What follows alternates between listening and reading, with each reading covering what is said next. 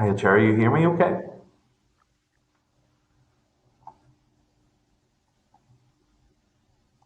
Hey, good morning, Keith. Yes, I'm hearing you there. Are you hearing me? Yes, that's grand. So that's us live now, Chair. Okay. Okay, thank you. Thank you, and I now declare the meeting of the Health Committee open to the public online. I'd like to welcome all of the members who are participating by video conferencing and also to remind members about the protocols regarding the use of electronic devices.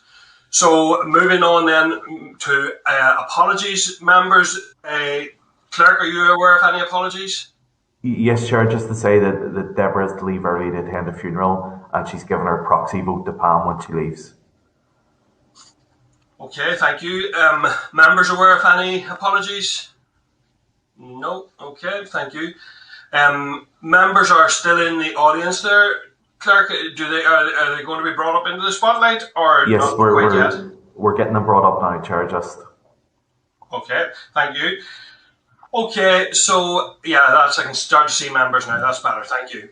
Okay, members, just a couple of brief items of Chairperson's business. The first thing that I want to note is a very sad landmark in relation to the COVID-19 pandemic, whereby in the past, over the Christmas period, we crossed over into over 3,000 people who have now lost their lives as a result of COVID-19. That's a tragedy for each and every one of those individuals, for their families, for their communities, and I think it's been a really, really difficult time, and I think that's a very sobering figure, and one that we all reflect, and I know we do reflect on, and I know that all the work we do is bearing that in mind.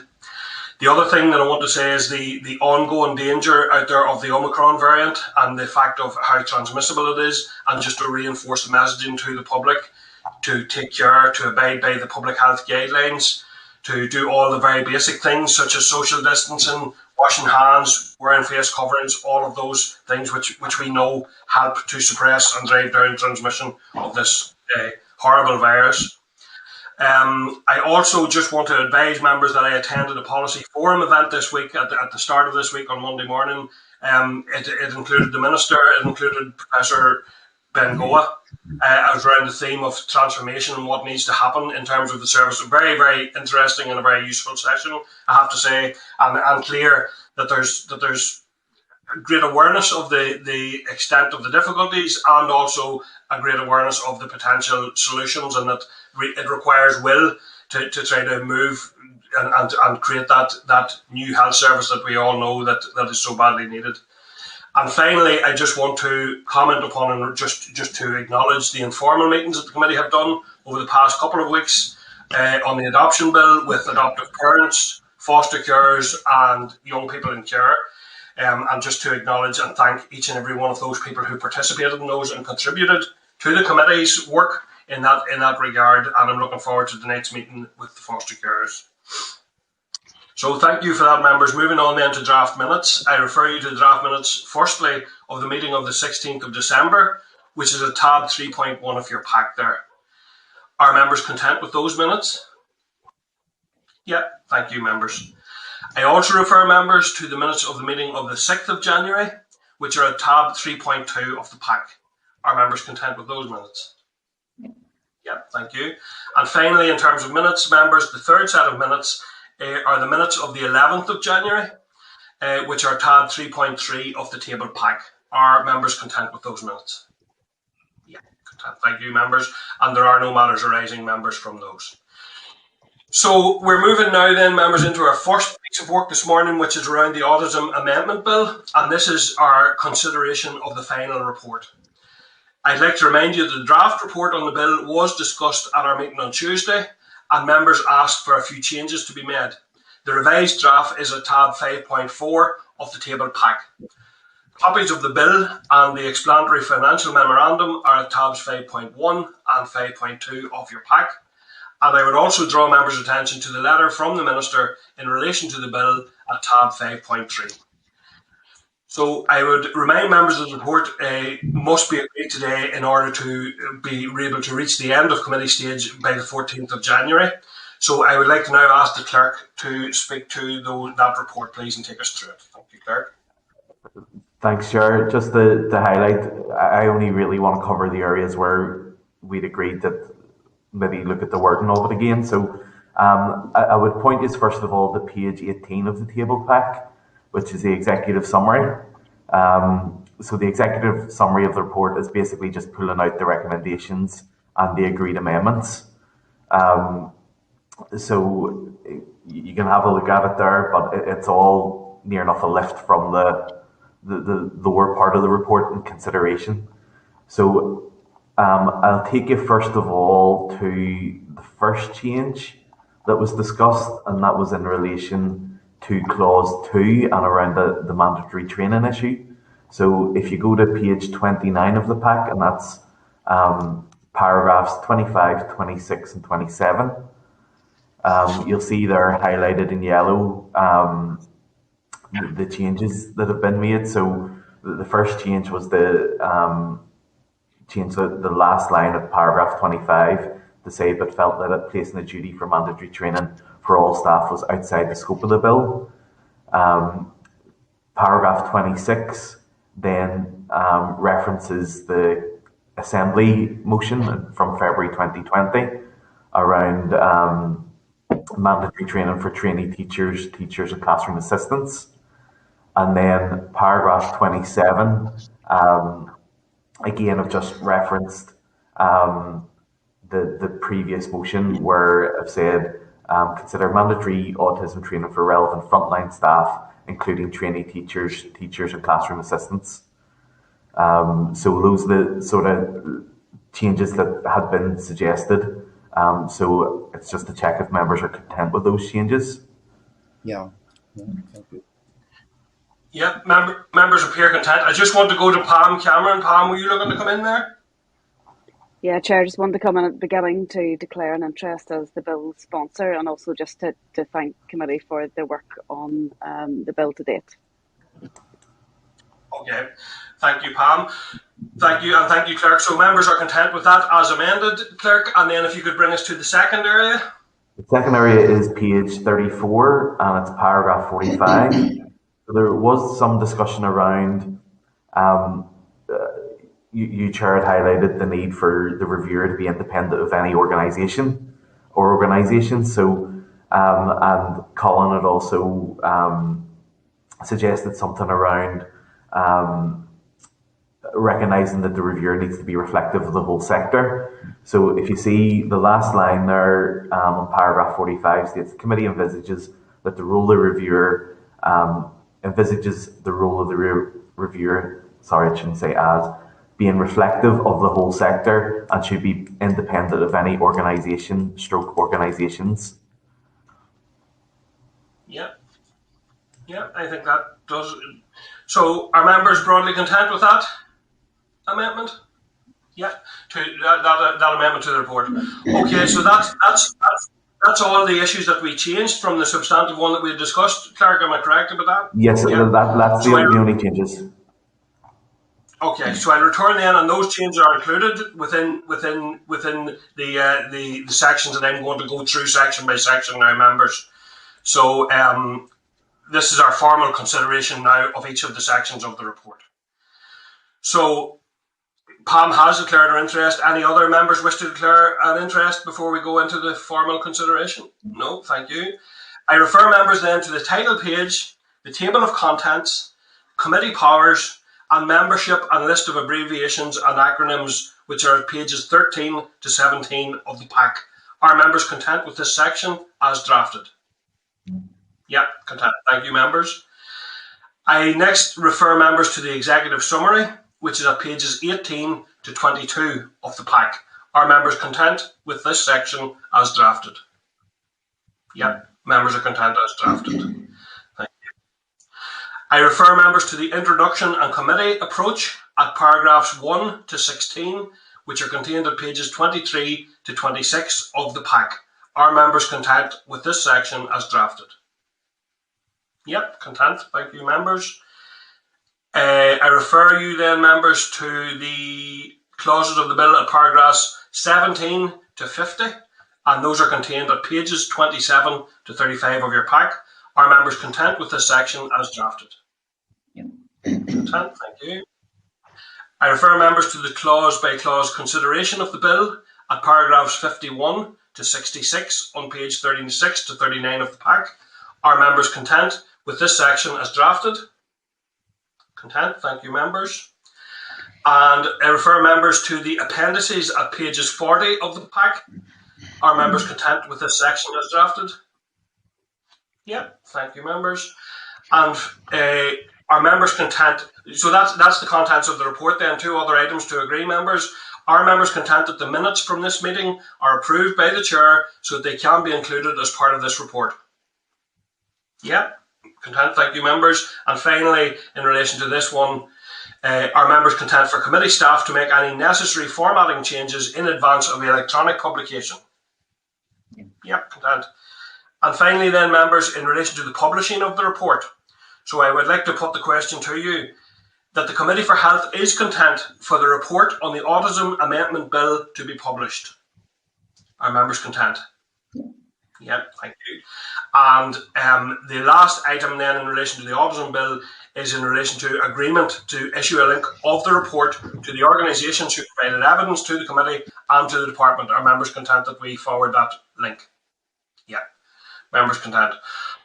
Okay, I would like to also thank committee members for their consideration again of what was quite an extensive bill, a very important bill. I think we all agree. I also would like to thank everyone who gave us evidence, and I think there was very, very valuable evidence presented, which allowed us then to make a number of slight improvements to the bill. But I think it's a really important one, and I think the key thing that everyone wishes now in relation to this is that we see implementation, that we see real change developing. But as far as the committee's work is gone, and I want to acknowledge the work of Pam, the work of the all-party group, and I know Cathal Boylan and various other MLAs have been involved in that work over a very long period of time. And I just want to acknowledge that, as well as the key people within the sector who have worked hard, Autism NI, National Autism Society.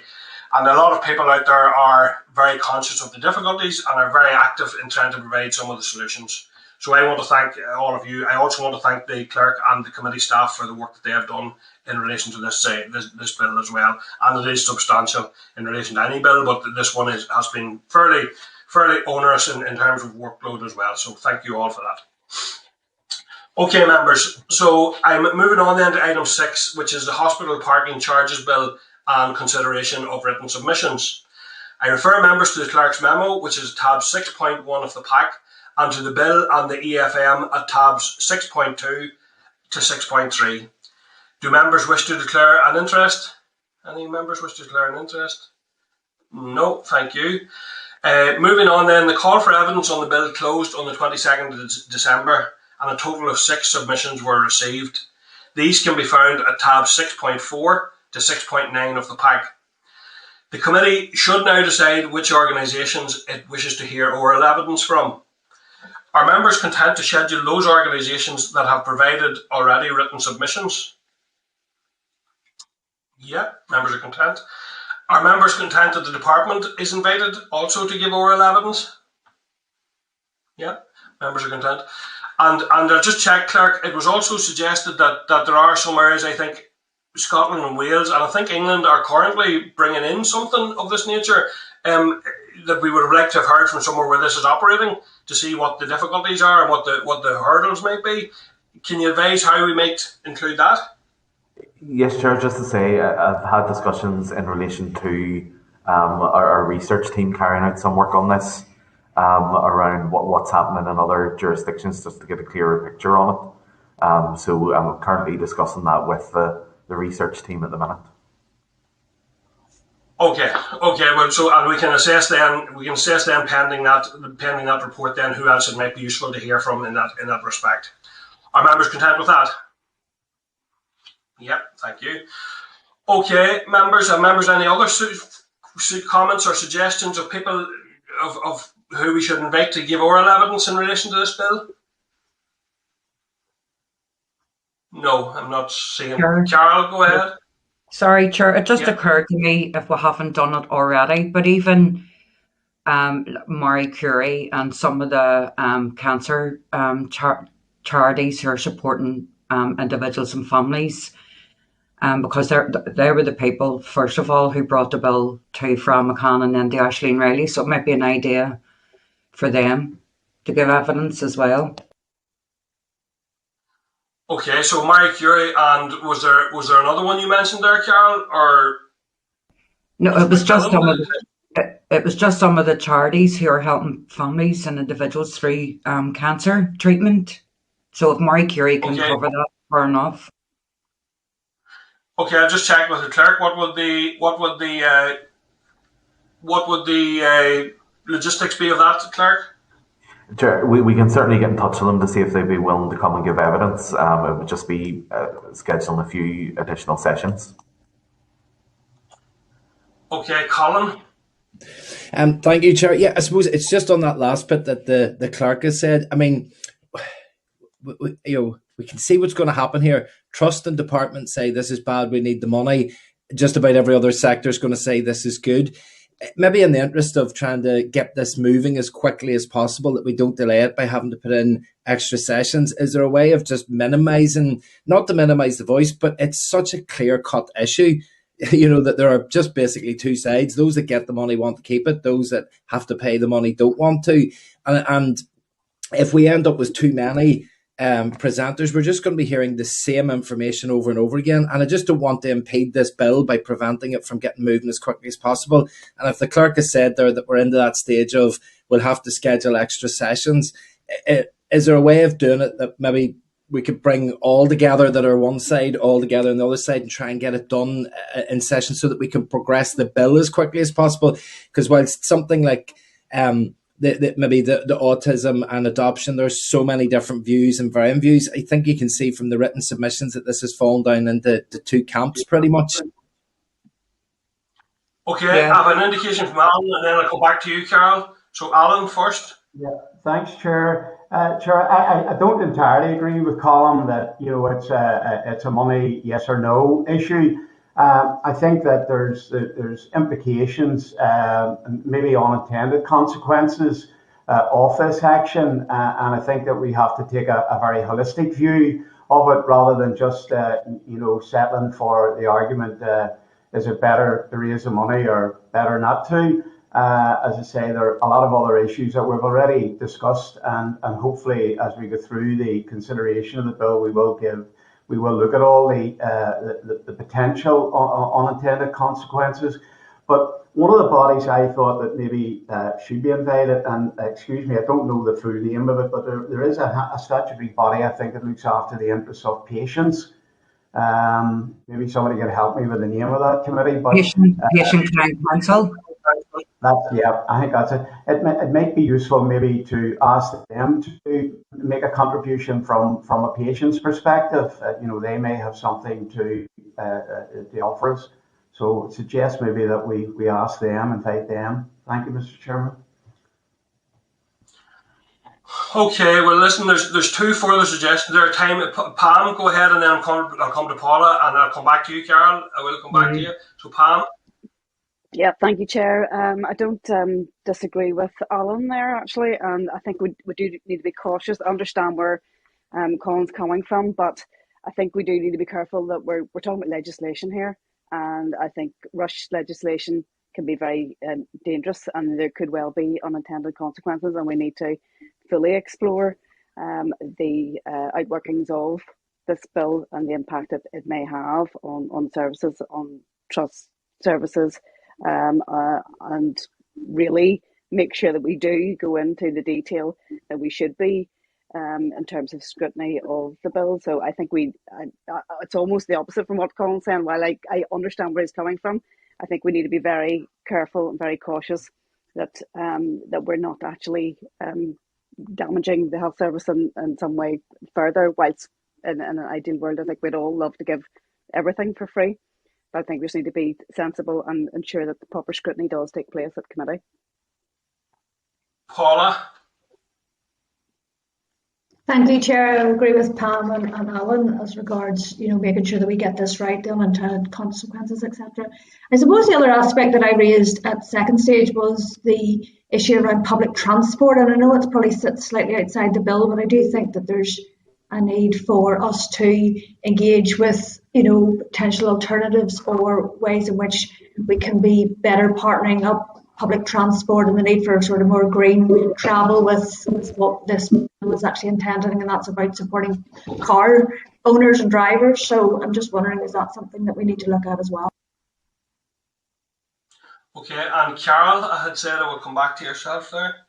Yeah, so Alan just prompted the Patient Client Council, also Macmillan, and even the Rural Community Network, because a lot of families are having to travel. Again, like other members, regardless where this may fall or not, it is legislation, and we need to have as much. I do get your point, Colin, and you can also add.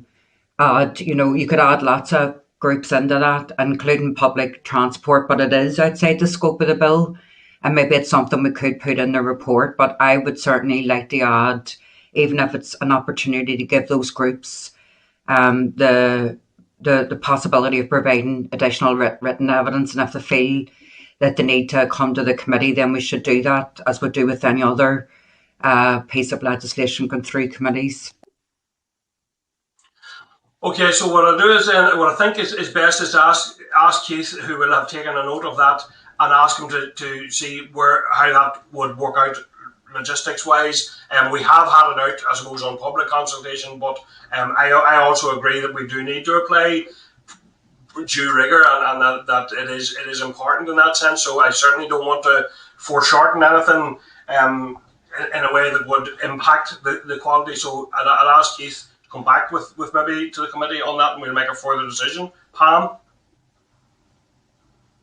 Thanks, Chair. It's just occurring to me that, and I agree with the concerns of Paula's around transport and all those issues. I understand that the scope of the bill may not allow for all of that, but I think they are still conversations we need to be having with individuals. And I'm just wondering too, what role local government has in all of this, and are we looking at even consulting with, say, local traders and looking at the knock-on impact that the capacity in terms of car parking, what impact that may have on other walks of life, such as retail, trade, local government.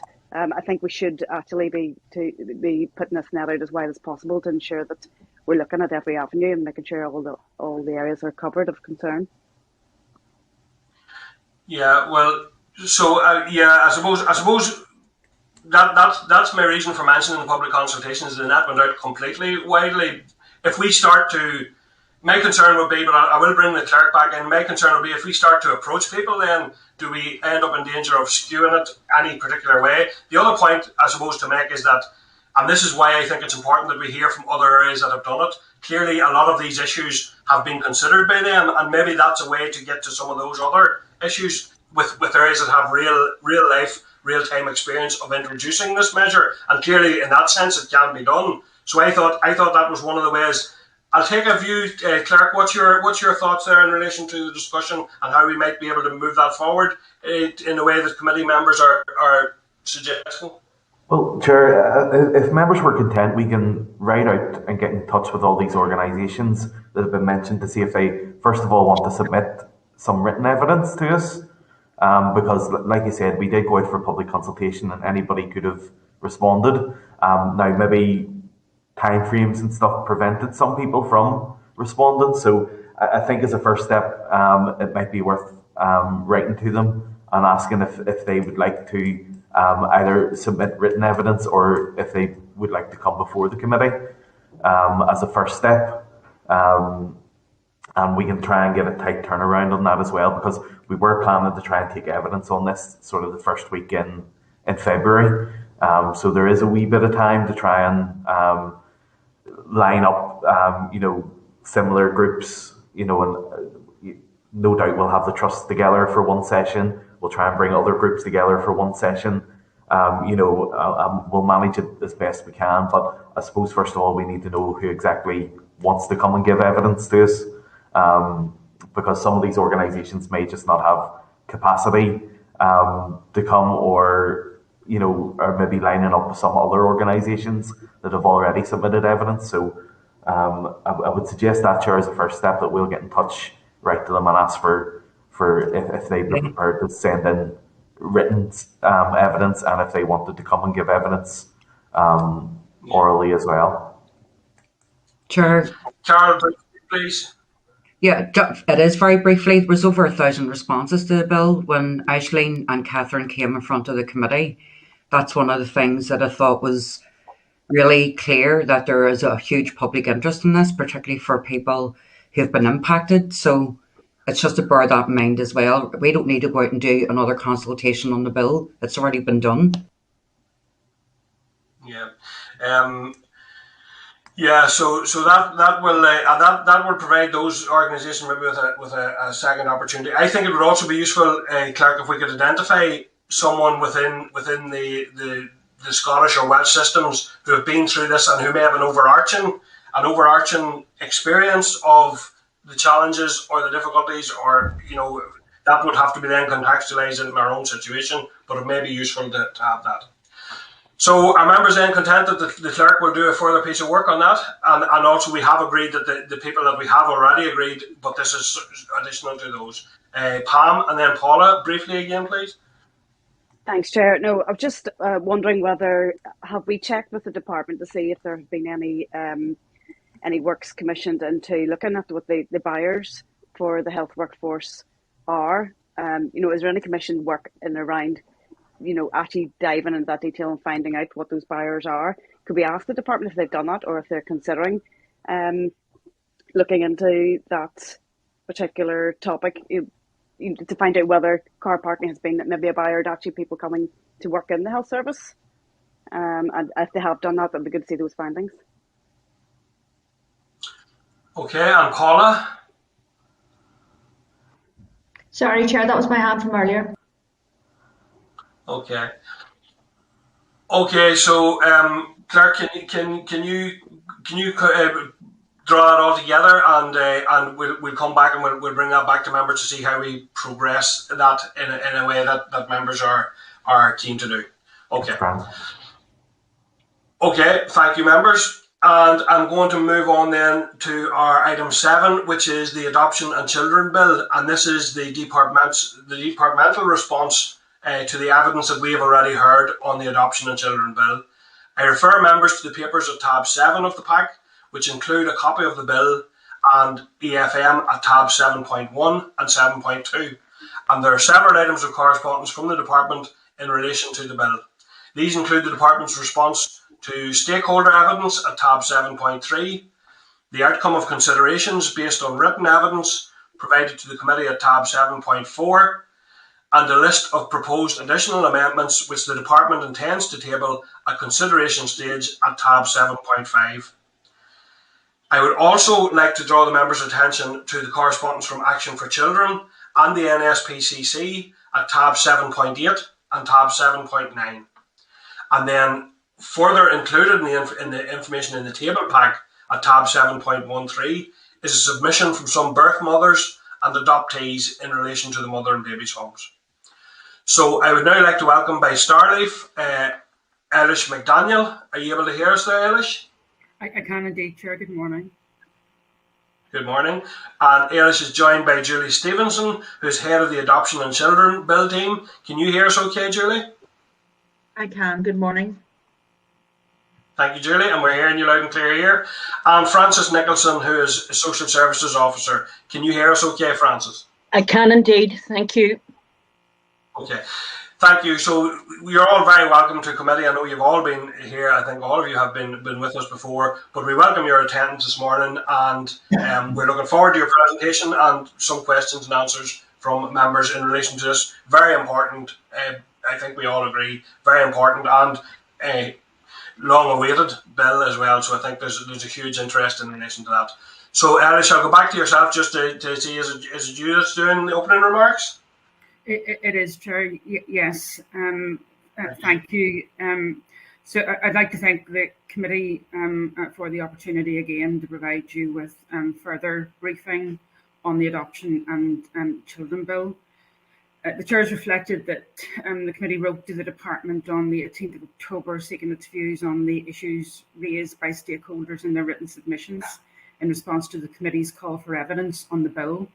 The Minister provided a written response to these on the 29th of November and indicated that in relation to 6 areas of concern raised in respect to 5 clauses, the Department would review the policy position with a view to deciding whether any amendments should be brought forward during the consideration stage of the bill.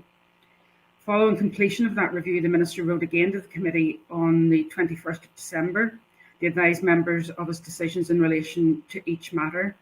In that letter, the Minister confirmed that he intends to bring forward amendments to 3 of the clauses, which were subject to review, in order to address issues raised by stakeholders. The Minister also set out his reasons for deciding not to make further amendments relating to the other matters and the clauses reviewed. In addition, the Minister also outlined a number of other amendments which he intends to bring forward. With the committee's agreement, then I'll provide a brief overview of the amendments which the Minister intends to table and the reasons why. In relation to the 3 areas of concern, the Minister considers that no further amendment is necessary. Firstly, I will speak to the clauses that we propose to amend following consideration of the issues raised. So starting with clause 119, stakeholders were of the view that special guardianship support should be provided for on the same basis as adoption support. The Department reviewed the provision in clause 119, which is new Article 14F of the Children Order, and compared it with the provision in clause 5, which provides for adoption support. One key difference identified was that, unlike adoption support, there is currently no duty and trust on the face of the bill to conduct an assessment of needs for special guardian support services in respect of certain categories of people on request. The Department's intention had been to exercise the power provided in paragraph 3 of new Article 14F and following consultation to prescribe such categories of people in regulations.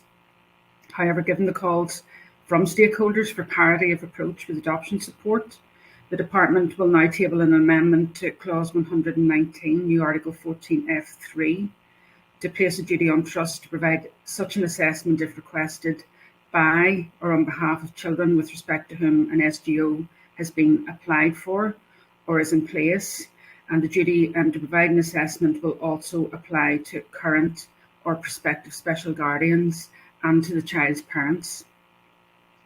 By placing such provision in the bill, this will more clearly demonstrate the Department's commitment to ensuring that assessments are undertaken where they're requested, and will ensure that the approach for undertaking such assessments is broadly consistent with provision in clause 5 in relation to assessments of need for adoption support services. We will also retain the provision in new Article 14F3, which enables the Department to prescribe additional categories of persons for whom an assessment must be undertaken on request, and to determine who those additional categories of persons should be. We will capture and monitor the nature and range of special guardianship support needs in implementation. Turning to clause 132, stakeholders suggested that clause 132 of the bill should be amended to more clearly reflect that advocacy services will be independent of trusts. In order to address that, the Department will table an amendment which will insert the word independent in the heading of that clause, and also the heading of new Article 45A, which is to be inserted into the Children Order. We do not propose to amend the wording of the clause.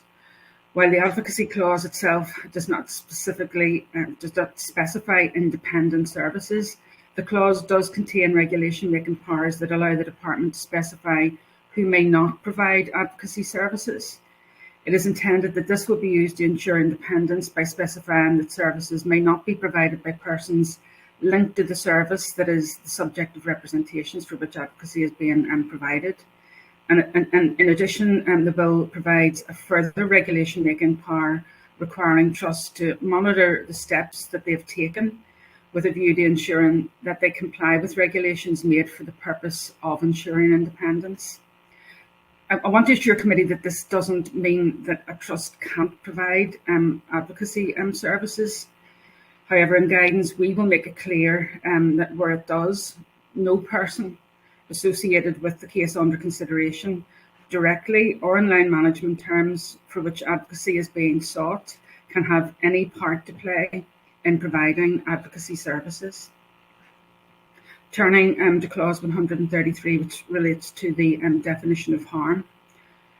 Clause 133 amends the definition of harm in the Children Order to include a child seeing or hearing the ill treatment of another person.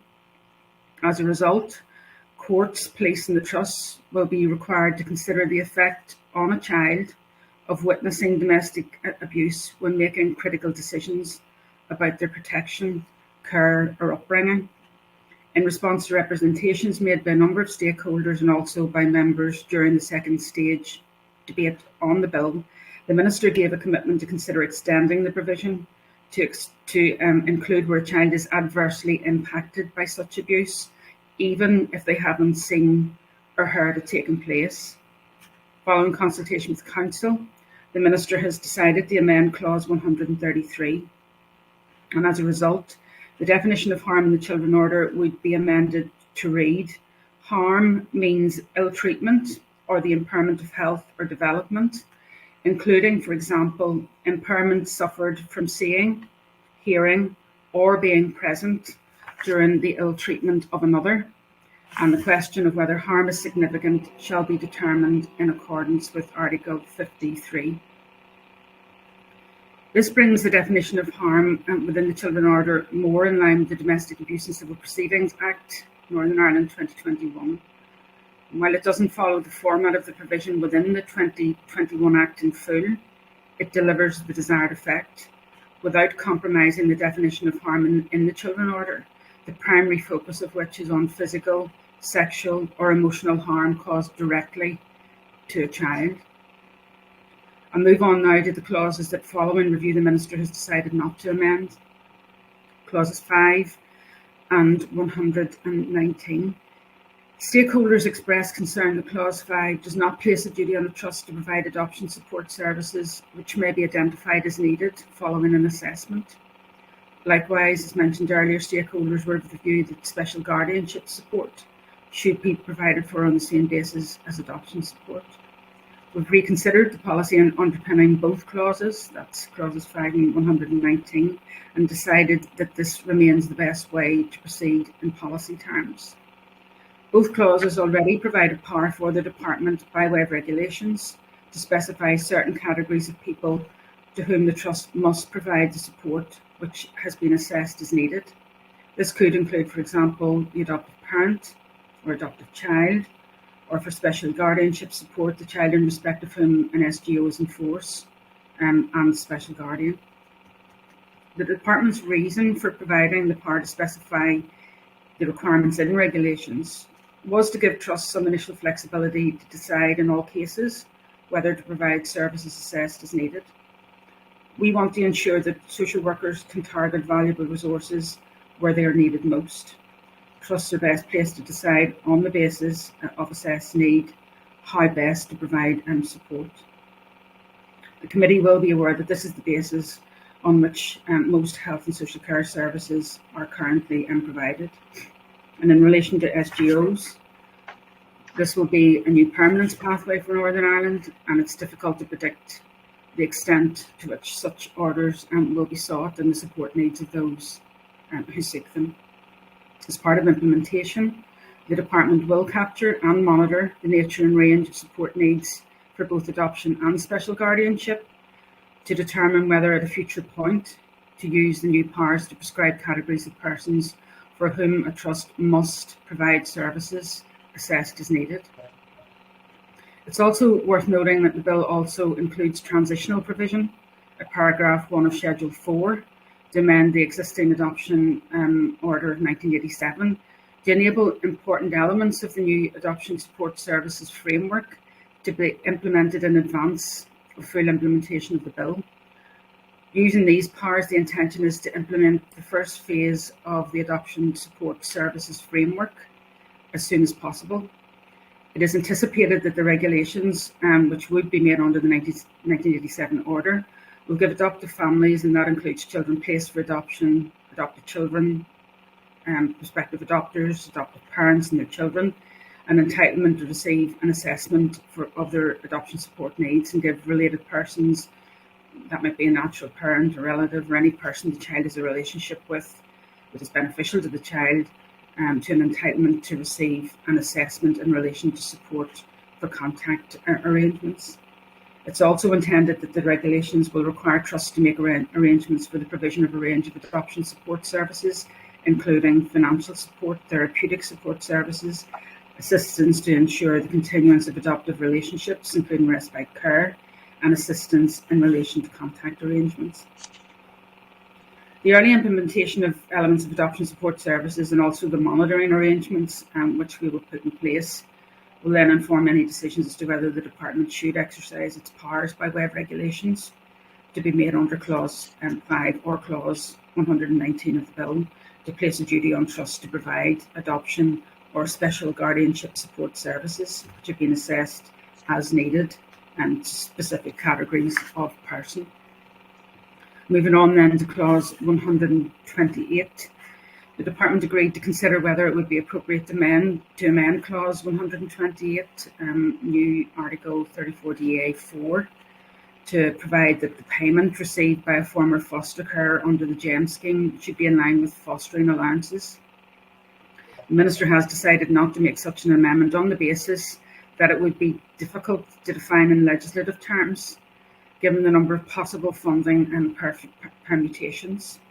Rates and payments available as part of the GEM scheme are currently set out in guidance developed by the Health and Social Care Board and are dependent on the circumstances of each individual case. The calculation of former foster carers' allowance under the scheme is not straightforward. There are a number of scenarios where allowance rates may be impacted because of individual circumstances. The GEM scheme guidance will be updated by the Department as part of implementation of the bill, and the rates and payments available will continue to be set out in that guidance. In his letter dated the 21st of December, the Minister also advised the Committee of his intention to table a number of further amendments to the bill. Starting with the removal of references to the Health and Social Care Board. The Health and Social Care Bill, which makes provision for the Regional Health and Social Care Board to be dissolved, has now completed its final stage in the Assembly, as members are aware, and is currently awaiting royal assent. The Adoption of Children Bill now needs to be amended to remove references to the Regional Board. Clause 3 will be amended to remove the Regional Board from the definition of an adoption authority. Each Health and Social Care Trust will continue to be the adoption authority in relation to its area. Clauses 144 to 150 relating to the Northern Ireland Adoption and Children Act Register will also be amended to substitute references to the Regional Board with references to the Department. Finally, the definition of Regional Board will be removed from the interpretation section and provided at Clause 158 on the basis that such a definition will no longer be required on dissolution of the HSCB. Clause 42 of the Bill provides a power for the Department to prescribe in regulations the matters to be taken into account by an adoption agency in determining or making any report in respect of the suitability of any persons to adopt a child. In accordance with Clause 155, the negative resolution procedure would apply when making these regulations. During the second stage debate on the Bill, Jim Allister MLA suggested that such regulations should be subject to affirmative resolution rather than negative resolution procedure. Mr. Allister stated he considered suitability of adopters was too important an issue not to be debated by the Assembly. Having given further consideration to the matter, the Minister has agreed that Clause 155.2 should be amended to include regulations made under Clause 42 in the list of regulations which will be subject to affirmative resolution procedure. This will be consistent with the approach being taken with other regulations to be made under Clause 98 of the Bill relating to individuals who may not prepare reports about suitability of a child for adoption or of a person's suitability to adopt a child. In order to give effect to Part 1 of Recommendation 4 from the report of the Truth Recovery Design Panel, which was published on the 5th of October 2021. Council has been instructed to draft a clause for inclusion in the bill, which will compel holders of records relevant to mother and baby institutions, Magdalen laundries and related institutions to preserve and not destroy those records. The clause will include offences with associated penalties for non-compliance. Turning then to clause 102. Access to information was one of the key themes which emerged from the work of the Truth, Recovery and Design panel and was identified as an issue for victims and survivors very early on in that process. Officials have met on a number of occasions the group of victims and survivors of mother and baby institutions to discuss in particular the provisions in the bill relating to disclosure of information. They're seeking a number of amendments to be made, and I understand that they've also written to the committee setting these out, and you reflected that in your opening remarks, Chair. There are 3 amendments that the Minister has agreed to consider making, and we're currently engaging with Council on the wording of these. 2 of the amendments relate to clause 102, which makes provision for pre-commencement adoptions. The intention is to extend the regulation-making powers to enable the Department to include in any regulations to be made under clause 102 new provisions relating to the disclosure of information for pre-commencement adoptions. This would enable all provision to be included in one set of regulations, rather than continuing to rely on the Adoption Agency's regulations of 1989, which are now more than 30 years old. It would also enable the Department, in consultation particularly with victims and survivors of mother and baby institutions, to agree more acceptable wording, as some have expressed concerns about the wording used in the 1989 regulations. Council has advised that while the general regulation-making powers in clause 9 of the bill would be sufficient to allow the Department to do this, he suggested that for clarity, it would be preferable to amend clause 102 to include a specific regulation-making power. The Department also intends to amend clause 102 to extend intermediary services to allow assistance to be provided to the natural parents of an adopted person who wishes to obtain information from an adoption agency and about the adoption. As currently drafted, intermediary services for such individuals are restricted to facilitating contact. The third proposed amendment then is to Schedule 2 of the bill. The Registrar General is required to advise any adopted person seeking access to their birth record that a counselling service is available to them. However, under paragraph 4 of Schedule 2 of the bill, people adopted before the 18th of December 1987 are required, rather than being given the option, to attend a counselling interview before the Registrar General can provide the information. Some victims and survivors of mother and baby institutions consider that this should not be the case, that they should be treated in the same way as other adopted adults and have the right to decide for themselves whether they avail of such counselling services. Taking account of this, the Department has engaged with the Registrar General's office on this matter, and it's clear that process changes will be necessary to support this amendment, and there are concerns about those individuals seeking a copy of an original birth certificate who may not be aware that they were adopted. And while this is the case, the Department has decided that on balance, it should bring forward an amendment to the bill to remove paragraph 4 from Schedule 2. The duty on the Registrar General under paragraph 2 of that schedule to inform adopted adults of the availability of counselling services will continue to apply. It will be for the adopted adult, regardless of when they were adopted, to decide whether to avail of counselling services and from whom. And when the counselling service is sought or requested, there will continue to be a requirement to provide. We will ensure that victims and survivors of mother and baby institutions and others with a specific interest in access to adoption information are fully engaged in the process to develop any regulations to be made as part of implementation of the bill, which provide for the disclosure of information for pre-commencement adoptions and also intermediary services. We will also continue to work with them to agree practice guidance for adoption agencies on sharing of information from adoption agency records to ensure that there is a consistent approach to the disclosure of adoption information across all adoption agencies.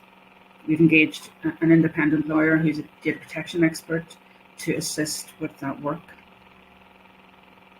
Finally, the Minister advised the committee of his intention to table a number of amendments which are technical or consequential in nature.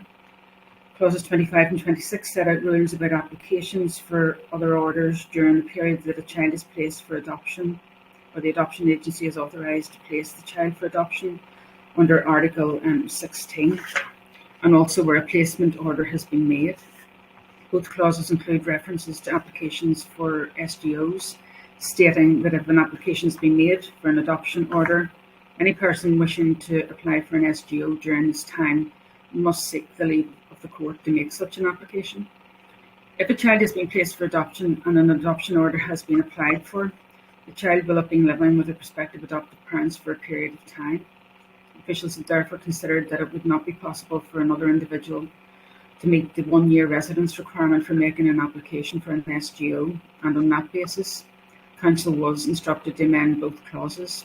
However, Council has now identified a very narrow set of circumstances under which an individual could meet the requirements, and as a result, it's considered that the existing provisions in clauses 25 and 26 should be retained, and no amendment to these clauses will be tabled. The Department has determined, based on legal advice from the Departmental Solicitor and Legislative and Council, that outdated legislation given effect to an international adoption convention that is no longer in operation, that's the Adoption Hague Convention Act Northern Ireland 1969, should be repealed. The amendment will insert provision in Schedules 4 and 5 of the bill to repeal the 1969 Act and to insert savings provisions to ensure that the future rights of anyone adopted through a convention adoption order under the 1969 Act will not be negatively impacted by its repeal. The Department has agreed with the Department of Justice that a consequential amendment should be made to paragraph 6 of Schedule 2 to the Access to Justice Northern Ireland Order 2003, and this amendment will provide that legal aid services will not be funded for the provision of advice, assistance or representation to any children's court guardian for the purpose of proceedings under Clause 106 of the bill. Such an amendment will ensure that there's consistency of approach in relation to children's court guardians, whether they're appointed under the Children Order or under the bill. Chair, that concludes my summary of the amendments which the Minister intends to table for consideration stage of the bill. Work is ongoing with Council to draft the amendments, and these will be shared with the committee as soon as possible to enable the committee's report to be completed. Finally, I would like to emphasise to members that while the bill provides the overarching framework, the detailed operational arrangements required to give effect to the provisions in the bill will be set out in subordinate legislation. Approximately 20 sets of regulations will set out the arrangements governing the operation and practice of adoption agencies, health and social care trusts, and the GRO. These will make detailed provision in relation to key elements of the bill, such as adoption support, special guardianship orders, care planning, the disclosure of information to adopted people and others, inter-country adoptions, and the operation of the independent review mechanism. The bill also provides for the making of court directions and rules of court. Subordinate legislation and associated guidance will be brought forward in distinct phases, post-implementation, timed in accordance with the commencement of the relevant provisions in the bill. The intention is that we will work closely with key stakeholders throughout the drafting process. Full public consultation will also be undertaken on all subordinate legislation to be brought forward. All statutory rules will also be subject to committee scrutiny. Committee members will therefore have the opportunity to provide input to the subordinate legislation, thereby shaping how the bill will operate in practice following royal assent. Also, those statutory rules made under the affirmative procedure will be subject to debate by the Assembly. I'd like to thank members for your patience, and we're now happy to answer any questions that you may have. Okay, thank you, Alice. Yes, it is, and I do acknowledge there is a huge amount within this bill, and that's one of the issues with it, I suppose. So I will try to be as succinct as possible with a few questions, and then go to members, and I just ask everyone to be as succinct as possible, because there probably is a lot of areas to get through. Just a quick one in terms of where you finished off there. You'd said about the amendments. When can we expect to see those amendments, the draft text or the text of those amendments? Okay, so they are a number of them have already been drafted. Some are in the process of being drafted. As soon as all of them are complete, we will get them to you as soon as possible. I'll ask Julie maybe if she can be more specific than that. Yes, I understand that from liaison with the committee clerk that you would need these probably by the week after next to inform your clause by clause consideration on, is it the 24th? So we would aim to hopefully have them to you by the end of next week. So by probably Friday the 21st or 20th, if that's okay. Okay, yeah, I suppose the sooner the better, I suppose, just in that regard, Julie, so appreciate that. The other one that I wanted to ask you just kind of briefly, Eilish, in clause 69 there it refers to, it provides that where a child is born illegitimate and adopted by one of its natural parents. I'm a bit shocked in this day and age to still see that type of language. I take the view that there's no such thing as an illegitimate child, to be quite honest. Why is that terminology been used? And it has been raised actually as well in evidence, but it has been raised as to is that a sensitive terminology in the circumstances, or are there other alternatives that could be looked at? Chair, this was raised in consultation, and following consultation, we raised the issue with council. It's not simply a matter of use of language. I think there are implications for across the statute book, so it's not just a matter of changing it within the Adoption and Children Bill, and I think to change it is probably beyond the scope of the bill. So I just want to assure you we considered it, we sought advice on it, and the advice is that the change is not possible solely within the Adoption and Children Bill because it has wider implications. Okay, I want to move on then to the whole area of assessment and support provided following assessment.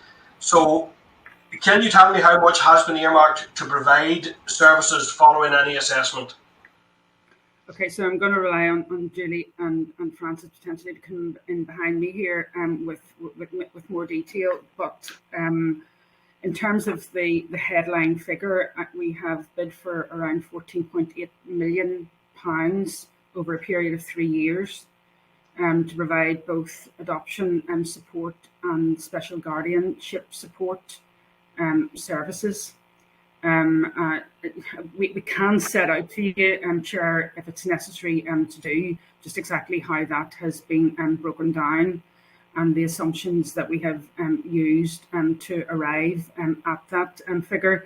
But that's the headline figure over 3 years, starting in 23-24, when our intention would be to start rolling out enhancements to adoption support services. Julie and Francis, do you want to say anything further? Yeah, we have, I think we have, our costings have been based very much on the assumption that support will be provided for the child themselves, and also any support needed for either the adoptive parent or in relation to special guardianship, the special guardian themselves. The element that is for adoption support is in addition to the existing funding that is provided for adoption allowances already currently. The special guardianship support as well has taken into account that because of our 1 year residence requirement, we do expect that there will be the number of special guardianship applications going forward. It will be a rising amount. In the first year, we don't expect large numbers of these applications because of the residence requirements. So that will increase, gradually over the period of the 3 years. And also we are planning that we would keep the types of support that would be available very consistent between adoption support services and special guardianship, to include therapeutic care, support for maintaining the placement, support in relation to contact arrangements, and also particularly in relation to adoption, provision for counselling for birth parents. Okay, I just wanted to sort of get a bit of context, but what I'm really also keen to understand is why there cannot be a duty on the department to provide services based on the assessment. And I will I suppose declare my own experience, my own interest as a social worker previously, and I liken this to the issue of carers assessments, whereby there's a duty to provide a carers assessment, but no duty to provide for the needs that are identified within that. And I believe that has a kind of a chilling effect on the amount of assessments that are done, because people understand that the assessment will not necessarily lead to anything. I also put it in the context of that these are some of the absolutely most vulnerable children and most disadvantaged children in our system, and that there's a finite number of them, and a smallish number of them in the greater scheme of things. And I'm wondering why we can't append a duty to provide those services to those very vulnerable children and families around them. I tried to set that out in the opening remarks. Chair, the thinking is to try and provide some initial flexibility to trust, and you've made reference to it yourself in relation to carers assessments, to create some level of parity with existing arrangements in terms of how we assess and what we do on the basis of those assessments. I have referred to the fact that we do have powers in the bill which we can exercise, and that would do what you are suggesting needs to be done. That is the creation of a duty to provide on the basis of an assessment. Now, what we've agreed to do is to keep everything under review, to monitor who is being supported and with what, both in relation to adoption and special guardianship, and determine on the basis of that whether or not to exercise those powers to actually require the provision of services to specific categories of people who we would name within regulations. So some initial flexibility, parity with other service and provision, but with powers in place to require, if we consider that is necessary, on the basis of monitoring and review activity. Okay, well, I'll move on then. I do want to ask you a question on behalf of one of the young people directly who we met with in relation to this issue last week. And the young person's question was, if special SGOs become law, will this mean that the SGO could remove a child from a care family against the child's wishes? So what's your thoughts on that, Eilish? Well, I think the views of the child or young person are going to be central to everything that is done under the bill, and it's why, for example, too, we've introduced advocacy services on a statutory basis. So I would find it very difficult that if a child was so adamant that they didn't want to be removed from a care arrangement to be placed in a special guardianship arrangement, that actually that would be imposed upon the child. I would be incredibly surprised, Chair. But I just want to assure you that seeking the views of the child, listening to what children and young people have to say, providing them with advocacy support in the process. It will be central to everything that is done, and is currently the case under the Children Order also. Could I just add there as well, the special guardianship regulations will set out all of the matters that have to be considered and presented to the court in the court report to enable the court to decide whether to make the special guardianship order. And one of the issues in that is about reflecting the wishes and feelings of the child in relation to the making of such an order. So the trust will be required to take account of the child's feelings and present those to the court for consideration as part of the decision whether to make such an order. And the other thing I suppose to add is the introduction of that additional safeguard in Northern Ireland that isn't present elsewhere. That's the introduction of a panel arrangement where a trust's report in relation to a special guardianship order will be subject to examination or review by a panel. And again, that it's just another check and balance and safeguard that we've introduced into the system of SGOs in Northern Ireland for the reasons that young person has stated. Okay. So a final one from me then for now before I go to members there, and I'll go to Deborah Erskine first, given that Deborah may have to leave. I'll go to Deborah, then Carol Cullen, then Pam, then Paula, then Orlea. So just to let people know that's the order I'm coming to you there. You've mentioned there, I think a couple of times, Eilish, that the department, that there will be over 20 sets of regulations that will be needed to implement, will need to be implemented to following the bill. How long do you think it'll take the department to bring those forward? Okay, so we've already done some phasing work, and again, I'm going to rely on Julie to come in behind me here and provide the detail. But in terms of a general comment, phasing will happen over 3 years, starting in 23-24. Taken us right the way up to I think 31st of March in 2026, and we're very clear by way of the phasing schedule what regulations will be made in each of those phases. Again, this is all set out, Chair, and if it would help the committee, certainly information that we're very happy to provide you with, but 3 phases over 3 financial years, and we're very clear about what regulations would be made in each of those phases. Julie, do you want to add anything to that? Yeah, phase 1, for example, we would move as quickly as possible to implement anything that doesn't require regulations or guidance. So, for example, the definition of harm could probably be commenced very, very quickly. And also, as Eilish mentioned, we would do the early transitional regulations in order to introduce some elements of the adoption support provisions.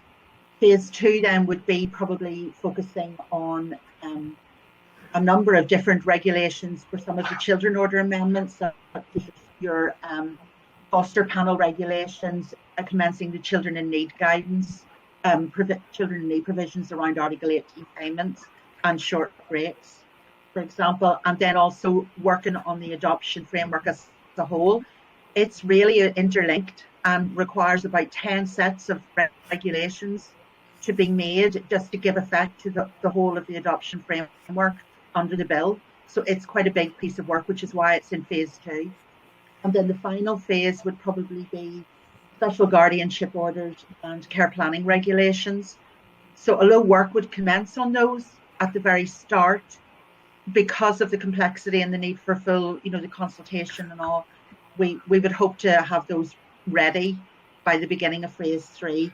And towards the end of that phase would be the Adoption and Children Act register, on the basis that that database is already operational on a non-statutory basis, and also the design and implementation of an IRM, an independent review mechanism. Okay, thank you. So I'm going to go then to members, and I'll bring first of all Deborah Erskine. Go ahead, Deborah, please. Thank you, Chair, and I want to thank the panel for giving their evidence. This is an important bill, and it's been a long time coming, and we've heard very powerful evidence as a committee. I want to touch on perhaps something there that the Chair was indicating towards as well in terms of funding and things. The Minister has indicated that while the business case has been approved by the Department of Finance for the bill, this won't be revisited until it has gained royal assent. So how will the amendments outlined affect annual expenditure, and will a failure to explore these issues now lead to delay in implementation? Okay, so you're quite right, Deborah. The business case has been developed and at a very high level and needs to be further developed. But I just want to assure you that we have already submitted bids for funding to support the implementation of the bill under the 3-year spending review exercise. So a bid has been already submitted for 23-24 to support the implementation of adoption support services, for example, in that year. I don't know whether that sufficiently answers your question, Deborah. Could I also add that in relation to the amendments, we actually have considered whether there would be additional costs arising from those. The only one that potentially would have had a cost implication would have been the duty to undertake assessments for special guardianship support.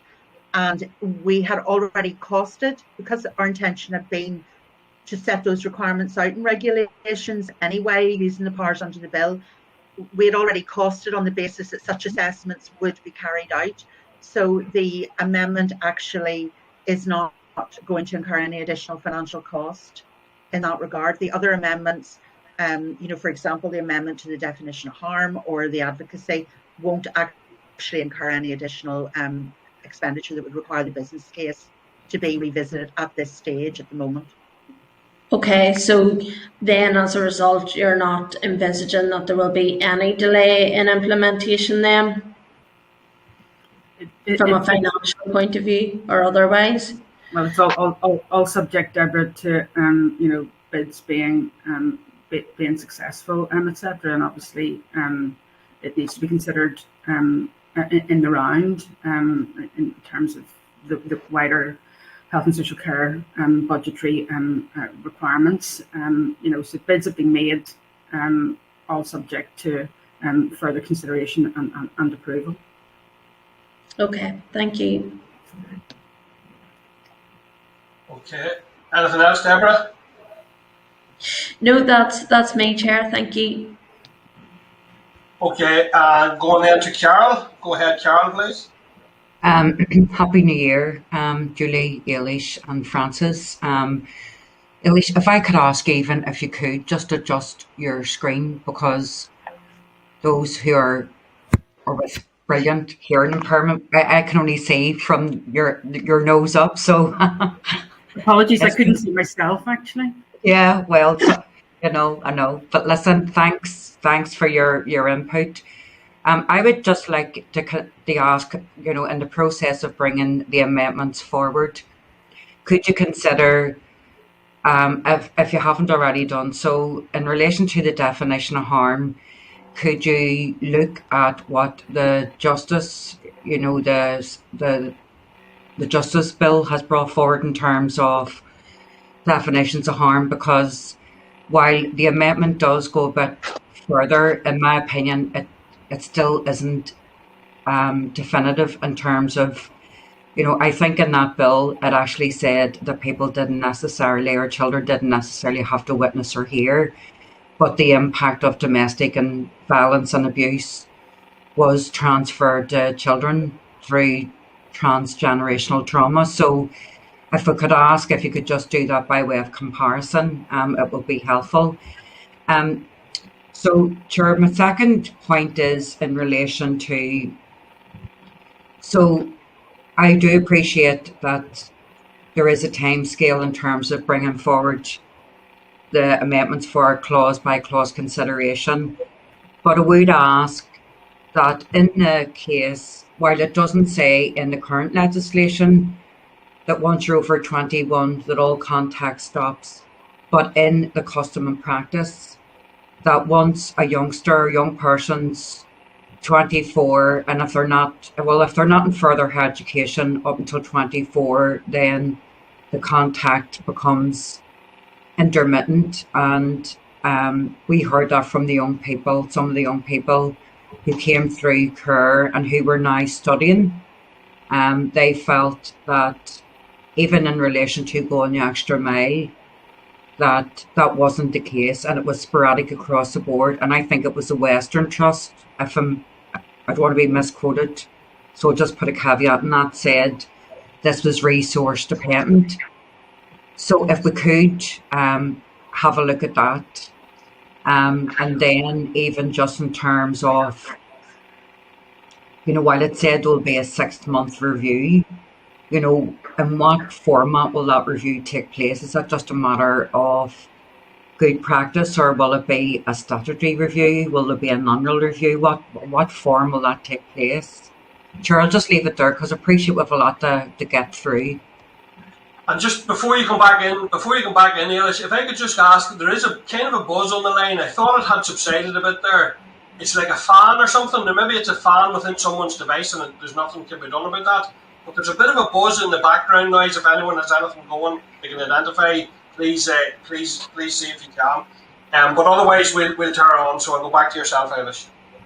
Okay, so on Carol's first point then about the definition within the Domestic Abuse and Civil Proceedings Act, I mean, that was one thing that we did consider. We looked at the definition. We instructed Council on the basis of that definition, and Council is of the view that, Carol, this is probably the best way to amend the definition. I think what we need to be careful of here is that we don't dilute in any way the principal purpose of that definition, which is about the direct harm to a child. So it does now include a child being present when domestic abuse takes place and not having to see it or hear it. So on the basis of Council advice, we consider that that's probably sufficiently broad and inclusive, Carol, and probably the best way to deliver the definition. In terms of your second point then about children who have left care and maintaining contact with them, there's an important provision within the bill, probably the most important, if I'm perfectly honest with you, and it relates to maintaining contact with children over the age of 21 if they are not in receipt of advice or support. So the duty is actually to make contact, to make an offer of advice or support, and to continue to make that offer on a yearly basis until the child until the young person is aged 25. So I think that's critical and provision within the bill. In addition to all of the other measures that we've put in place for care leavers. So I hope that assures you to some extent. The review that you've referred to is pathway planning and review that the current legislation requires to be undertaken on a 6-monthly basis. We haven't made any changes to that, Carol. That will continue to be the case. I'm going to put my hands up and say that is not without problem. There are some issues with that, and one of the things that we're also proposing to do, or the Health and Social Care Board is planning to do, is to undertake a review of leaving and after care services that will actually look at things like operating models, how they plan, etc., and look at demand and capacity issues currently within those services, and that will, based on the outcome of that review, there's the potential, for further changes, etc., to be made. So I think quite a lot within the bill and outside of the bill happening, designed to support a better support children who have left care. Okay. Then on the other issues, Eilish? Sorry? There were some other issues, were there, Carol, you had raised there in your questions? No, it was just in relation to the pathways review was 6 months, but even just in terms of the overall bill, sorry, I didn't make that clear. In the implementation of the bill, will there be an annual review, and will it be done on a statutory basis? A review of how we are implementing, Carol, is that? I think that's integral to implementation. So we need to continuously. There will be an implementation framework put around all of this, if we can just describe it in that way, supported by implementation plans, etc. And we will keep those plans under review and subject to monitoring to ensure that we're keeping to the plan and to that three-phased approach to approach to implementation that we've already referenced. Does that answer your question? Okay, so I will then move on to Pam Cameron, Deputy Chair Pam Cameron. Go ahead, please, Pam. Thank you, Chair, and thank you, Eilish, and the panel for your attendance at committee today on what's a very important subject, and it's obviously a very large and quite a complex bill, so we do appreciate your attendance today. Carol had asked around the definition of harm to a child and bringing this into line with the domestic abuse legislation, and that's constructive, that's good. So I'm just looking a little bit of clarity. So you're saying you did get legal advice around that wording, and if that's the case, have you also spoken to the sector who are concerned to see that the wording is meeting their needs, that they're confident that actually deals with that issue? That's my first question. And another question for you, I wanted to ask around the department's rationale for not going further in relation to amending the bill in some areas, relying on powers to make regulations addressing these points. I wanted to ask what assurances the Minister can provide that the consultative process for the development of those very important regulations, that it will be accessible, that it will be far-ranging and inclusive, especially given the effective yes/no function afforded to the Assembly within the process. And I do understand that it's a very large bill, and there will be much more detail to follow in regulation. So it would be good to hear how that will be done in future months and years going forward, given how important this particular subject is. Okay, so I've already made the point that, Pam, that we did fully consider the domestic abuse legislation when deciding how best to amend the definition of harm within the children order, and the clause that we've got is the clause that Council is recommending is the best way forward. I don't think that we've actually shared the amendment to that clause with any stakeholders, and Pam, but very, very happy to do that between now and when the clause comes to committee. And then on your third issue, our intention would be to be as inclusive as possible in implementation. Certainly that was our approach to the development of the bill. We did have a stakeholder group, for example, established, and they were consulted every step of the way. That would be our intention as part of implementation too. And I just want to provide you with an assurance on that particular point. And it will include obviously children and young people too, and parents where it's relevant, and to them, and carers. Eilish, that's very useful, thank you. And I think it would be very much appreciated, both in terms of the sharing that the actual wording of the amendment in terms of the definition of harm to that sector, to get their feedback. I think that's really important. And also, thank you for your reassurance on going forward with the regulation, because I think that is vitally important. I mean, the sector is obviously desperate to see this legislation come into effect, but we all understand that there's an awful lot of detail missing from it, and that will form regulation. So that process of engagement with the sectors involved is vital. So thank you for that. Thanks, Chair.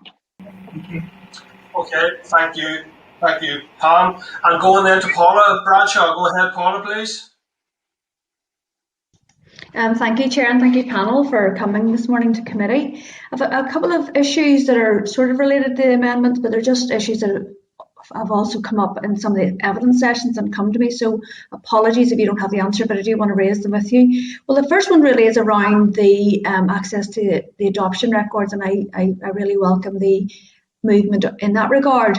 I note in the last 24 hours in the south, they're bringing forward the Irish government bringing forward the Birth Information and Tracing Bill, and what they are allowing there are for adopted people the automatic right to access their birth certificates and access to information about their early life from the age of 16. And I think in this bill we are looking at 18 for that process of application to see your birth certificate to start. And I'm just wondering, to what regard are you going to look to what's happening in the south? You know, people do move either side of the border for work and for other personal reasons, and this may come up as an issue in the future. So the second part of that is around the access to early life information, and this came up very much with the adopted parents in terms of how they can settle their children, certainly through transition periods, just say they're starting P1, you know, how they tell their story, how they are aware of themselves. And I think they felt that there was deficiencies, or certainly postcode lottery, in terms of support for them as adopted parents for how they can work on this life storybook process. So I just want to raise those two issues. The other one, I don't think is within the scope of this bill, but again, I want to raise it, and that's the cliff edge that some foster parents are experiencing, those people who are self-employed. So, and again, they were stressed. They really wanted to stress that this was not about the money, but it was about financial security as such. That if you're a foster parent, you receive an allowance or money to cover costs, and as soon as you become an adopted parent, you no longer receive that. And if you're self-employed, the last thing you want to be doing in those first few weeks or months when you've just received a child or children into your home is then to be worried about financial implications and scrambling around for extra business or part-time work. I think that's a time when they shouldn't be worrying about financial security. So it's just that cliff edge that they raised, and they were embarrassed. But I think that nobody should be embarrassed in this situation, because we want to give the children the best start they can when they are moved into adoption. The last issue I want to raise is around the special guardianship orders. And I have had constituents who've come to me who were given an order to look after their grandchildren, for example, and their own child has died, but the father has then applied to change the contact arrangements. Now, this was an order of the court prescribed by the social worker, but whenever the father kept going back to try and change the contact arrangements, it was up to the grandparents who were retired to cover the legal costs.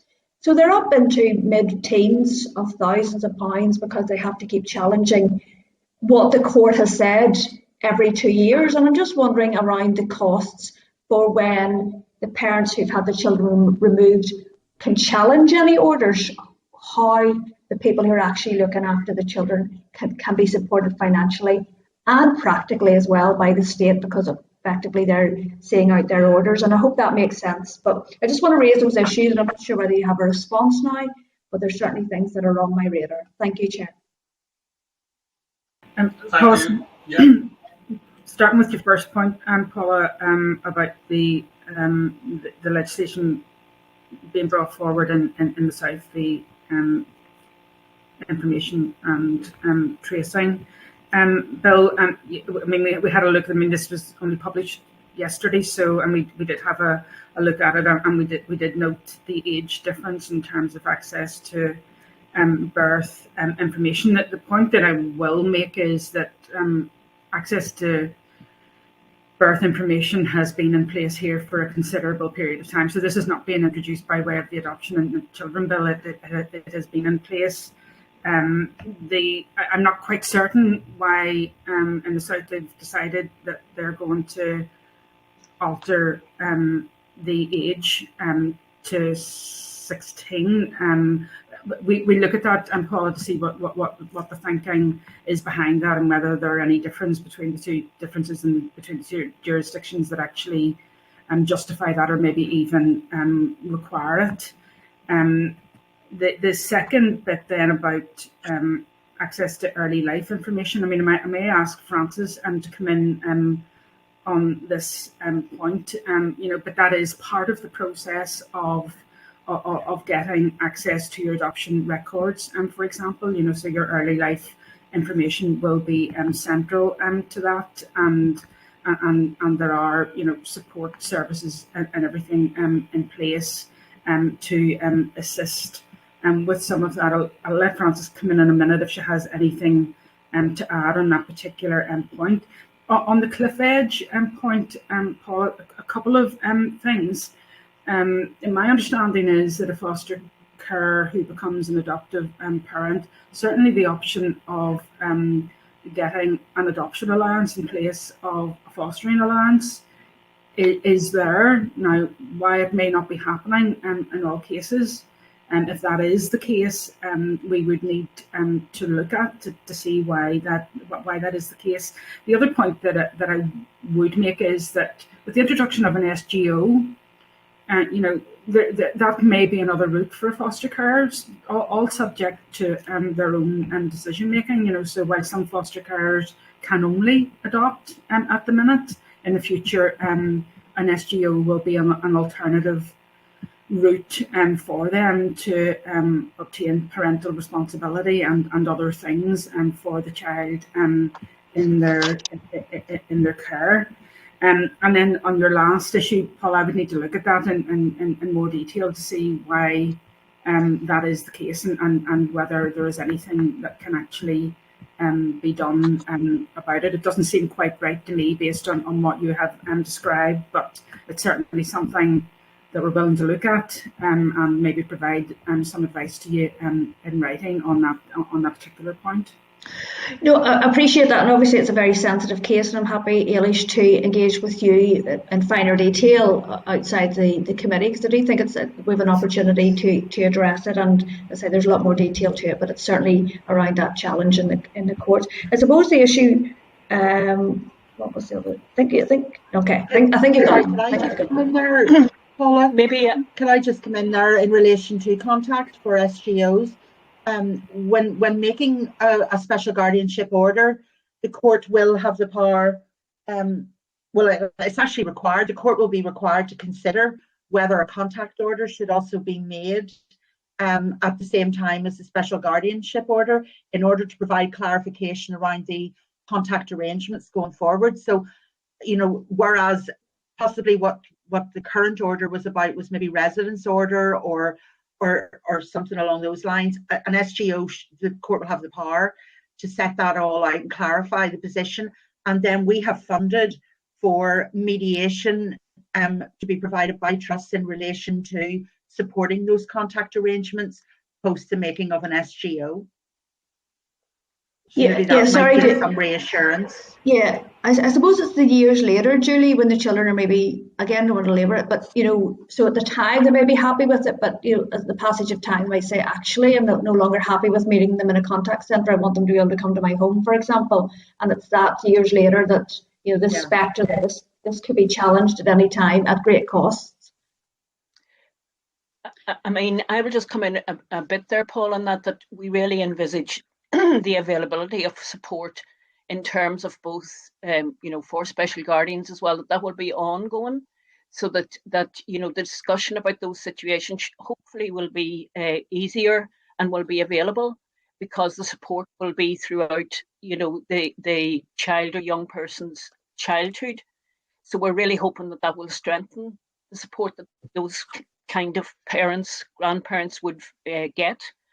And reflecting back, I suppose, on the question really from maybe adoptive families and the information, I mean, we're really hoping that with the introduction of the bill, it's going to be much more clear what information that they must be given at the time of placement is going to be prescribed. And they're also going to, we're going to hope to prescribe as well, but this will be in, the detail will be in regulations. Later life letters and also life story books must be available. So, we really hoping that will strengthen, the information and the regulation around the information that adoptive families should get. Thank you. Thank you. Thank you, Paula. And going then to Orlia, and that's I'll just ask the clerk to check, but that's the last indication I have at this point in time is from Orlia Flynn. So Lana, Orlia. Yep, Gormy Agat Column, and thanks very much to the officials for coming along today and for briefing us on this issue. I want to just bring it back to the Clause 5 and the support services and the decision not to amend that, putting the duty onto the trust to provide those services. So my question is really around, Eilish, in your briefing you had mentioned there around that you're allowing this initial flexibility for the trusts to use their discretion whether to decide after someone's had an assessment if they need support. So just on that, does the department know how long that initial flexibility will run for, and is anyone from the department having any sort of oversight alongside the trusts in that process of that flexibility? Okay, earlier, so this kind of feeds into Carol's question about implementation too, so this will all be part of implementation of the bill. So monitoring of what support is provided to who will be part of the implementation arrangements, and that will all be led by the department. The department will not be part of it; it will be led by the department. I would imagine that we would need to let things run for at least a year, maybe 2 years earlier before you start to make decisions about whether or not you need to prescribe categories of person in regulations. But just to assure you that will be part of the ongoing monitoring that takes place under implementation of the bill, which is the point that Carol raised earlier.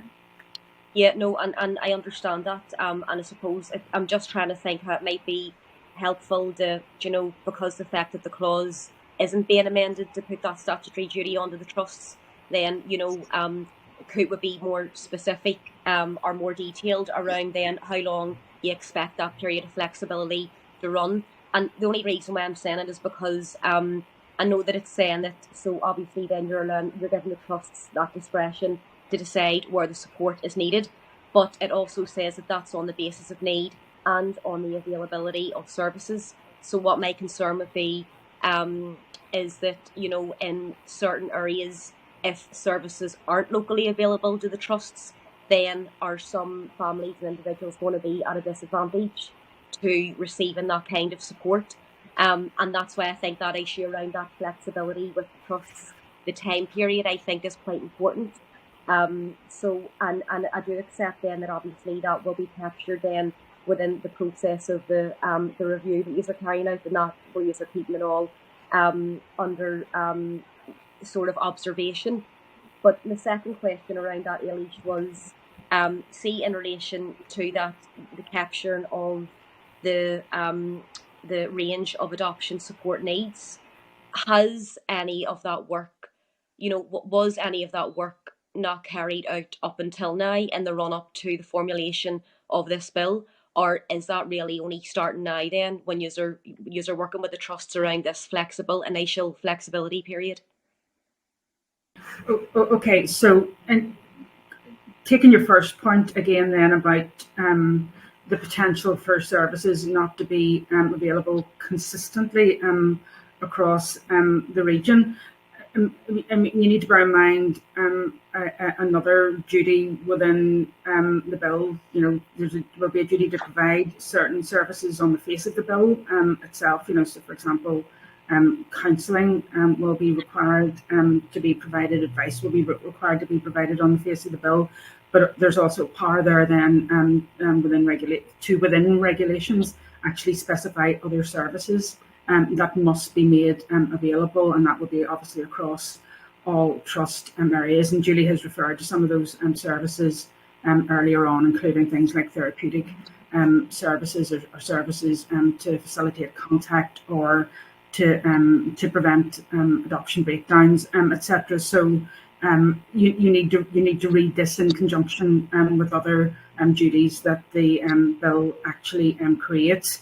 And I think when you're monitoring, Orlia, you will be able to see very easily what is being provided, where those inconsistencies actually lie. It might be something that we could come back to committee with at a future point in time. You know, once that monitoring is undertaken and what the outcome of that is and what it's telling us, we could come back to committee on that at a future point.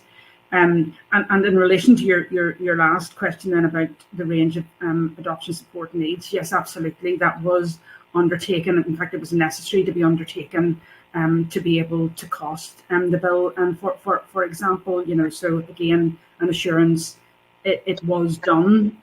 Whether or not the range of services changes over time, it is another matter. And again, that is something that will need to be kept under review. But we think we've got a pretty broad spectrum of services. Number one, that we will require to be in place, and number two, then the funding to be made available for them. No, that's great, Alicia. Thanks very much. And then just finally, one of the members who touched on, it might have been Carol, I think, just around the implementation framework. So once the bill is passed, I'm just wondering, when does that process of work start with the department, where you actually start planning out that framework? Do you need to wait until it passes, like officially at the Assembly, to start designing what the framework will look like?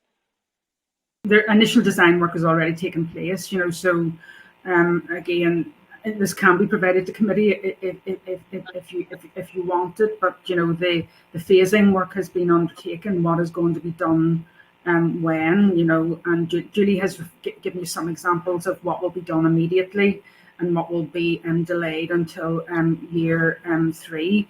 So thinking has been done, and that obviously needs to be developed further, you know, with very precise timescales put against you know, individual sets of regulations, etc. But that's all part of the implementation process. Julie will be starting that right away, Orlia, as soon as this bill gets royal assent. She'll be delighted that I've said that and committed her to doing that.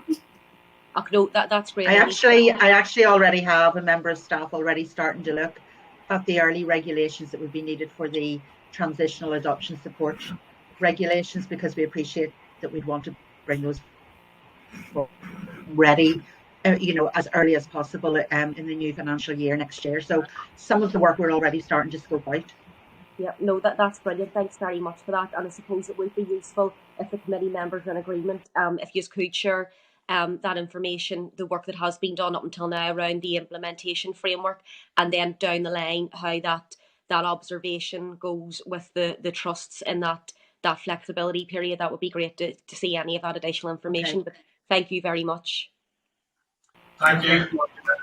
Yeah, and Alicia, actually, I think it is your device that's creating that feedback. It's probably an internal fan. Your device is just probably so hard worked that it's coming to you. Might be looking for a repair shop or a new device soon, but if you can stay on mute when you're not contributing as much as possible, Alicia, that is helping. I just wanted to pick up I just wanted to pick up on that issue around the complexity and the extent of the implementation and the critical nature of that. And this is clearly a massive bill, and any health committee ideally would love to have longer period of time in relation to the scrutiny of it.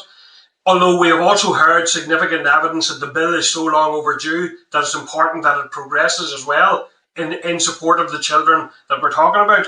But is it possible that we could build in a statutory review, an annual review, so that implementation can be tracked by a committee or by whoever? I think that's the case with the children order, maybe, that there is an annual statutory review. So is that something that would be possible within the terms, rather than just saying we're going to develop these things after we start implementing them?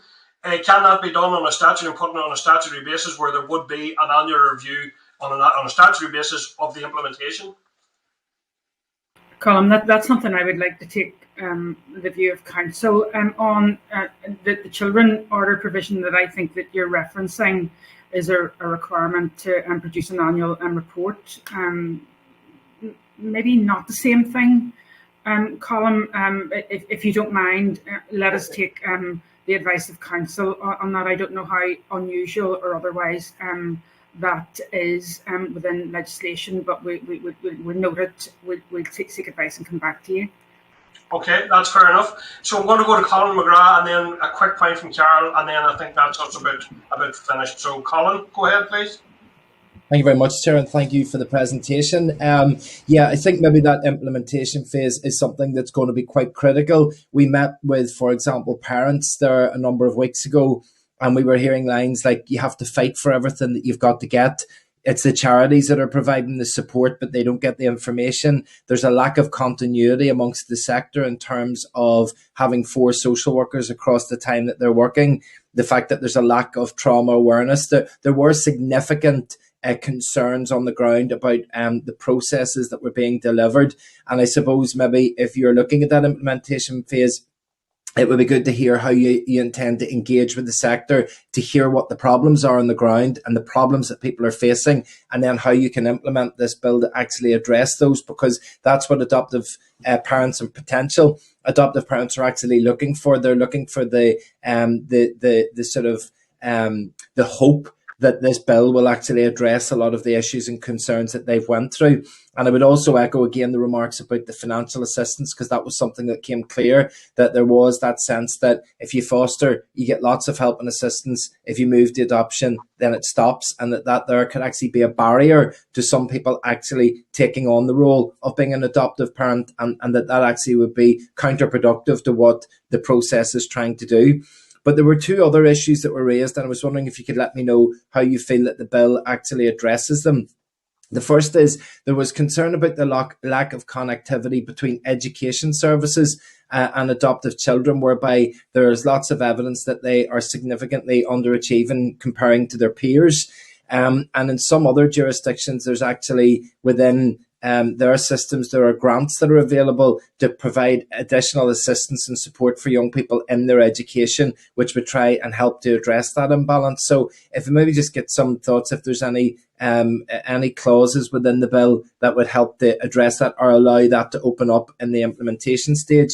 And another message that came through was the clear regional disparity between trusts, where one trust will deliver a service and meetings happen every couple of weeks. In another trust, it could be every couple of months, and that people were having different experiences depending upon where they were regionally. And if there is any scope within either the bill or the implementation to try and address those issues.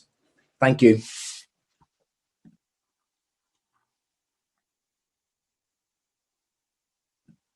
Sorry, Ellis, you have to come off mute now. I know you're only doing what you're asked, but you're still on. Yeah. So coming to your first general point, I think we've already given the commitment that we will be as inclusive as possible in terms of implementation, and implementation will not solely involve trusts or voluntary adoption agencies. People who are users of services, etc., will be central to and critical and to implementation. So again, that's a level of assurance that I'm trying to give. On the education point, then, two responses to that. I mean, it's one of the reasons why we brought forward a strategy jointly with the Department of Education for looked after children. I mean, that was recognising just how poorly some of them do in terms of educational outcomes, and that strategy is now in place and is in the process of being implemented, and it's fully supported by both departments, Colin, health and education. I mean, there are some payments already in place within education for looked after children, for example. So there is a pupil premium that applies to a looked after child, and we put other measures in place recently, so working again with the Department of Education through a transformation programme.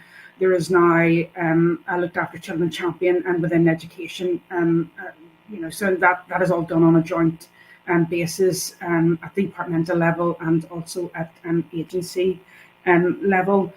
A couple of some provision within the bill then specific to education. One is a duty on the part of trusts to promote educational achievement of looked after children, and then there's a second provision there that is intended to ensure that a trust, when it's making a decision about where a child will be placed or where they will live, that they don't unnecessarily actually disrupt that child's education in the process. So they're two very distinct pieces of provision within the bill relating to education. In terms of regional disparity, some of what the bill intends to achieve it is consistency of provision and delivery across the region and within and across trusts, Colin. And again, it comes back to the implementation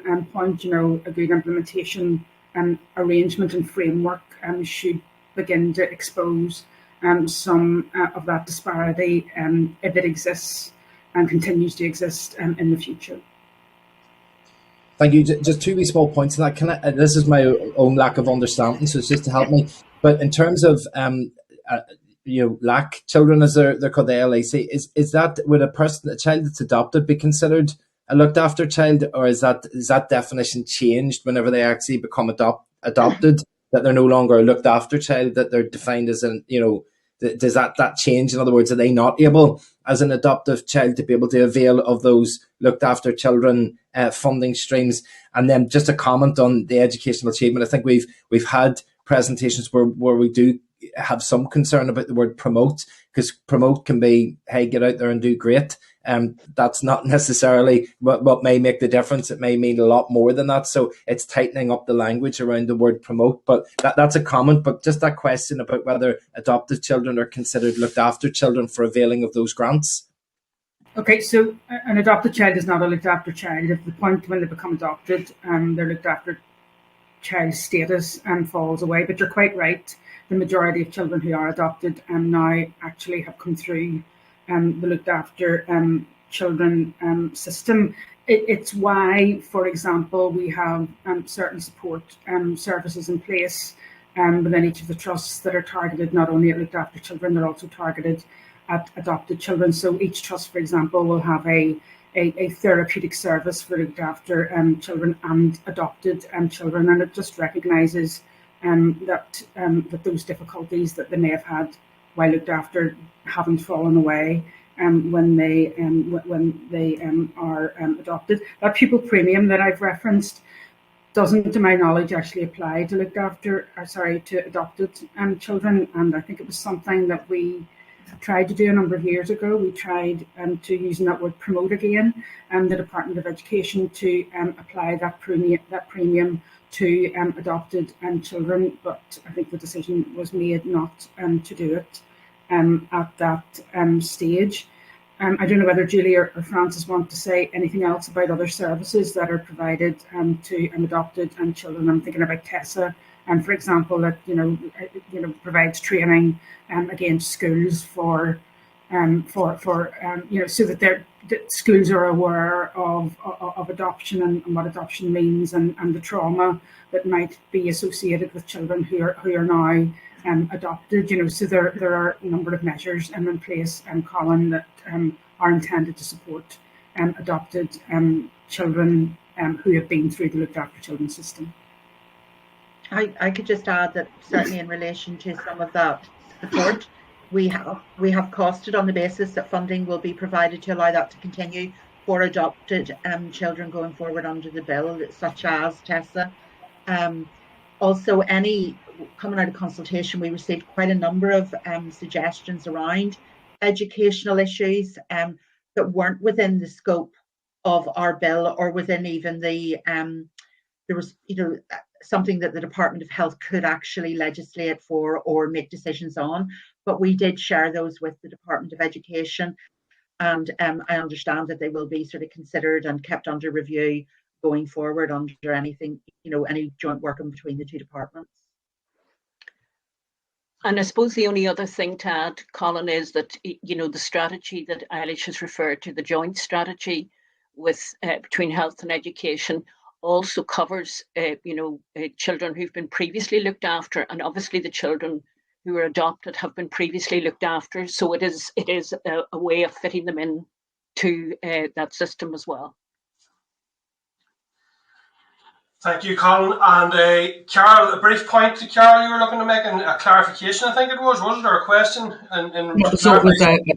Yeah, thank you, Chair. It was a clarification really on, so in terms of getting access to records, I understand that the Irish government has taken forward legislation to ensure that people have access to their birth certificates. But when it comes to the mother and baby homes, there was a decision made previous that all the records were closed. So the question I would have is, if someone who was born in 26 counties but was adopted in the north, will they have not only access to their birth certificate, but will, ensuring that openness and transparency be applied to their possibly being born in a mother and baby home and the whole adoption process thereafter?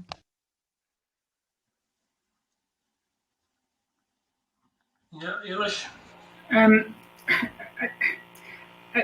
I think it's wrong to suggest that access to records is closed, Carol. That is not the case at all. I think I've heard the word sealed used in connection with adoption and records, and that is absolutely not the case. The intention, and I think this will become clear in the guidance that is under development at the minute. The intention is to ensure that adopted people have as much access to as much information about themselves as is possible to give, and to ensure that there's a supportive process built around accessing adoption information for people who do want to access it. So I just want to make the point that the closure of adoption records is not accurate,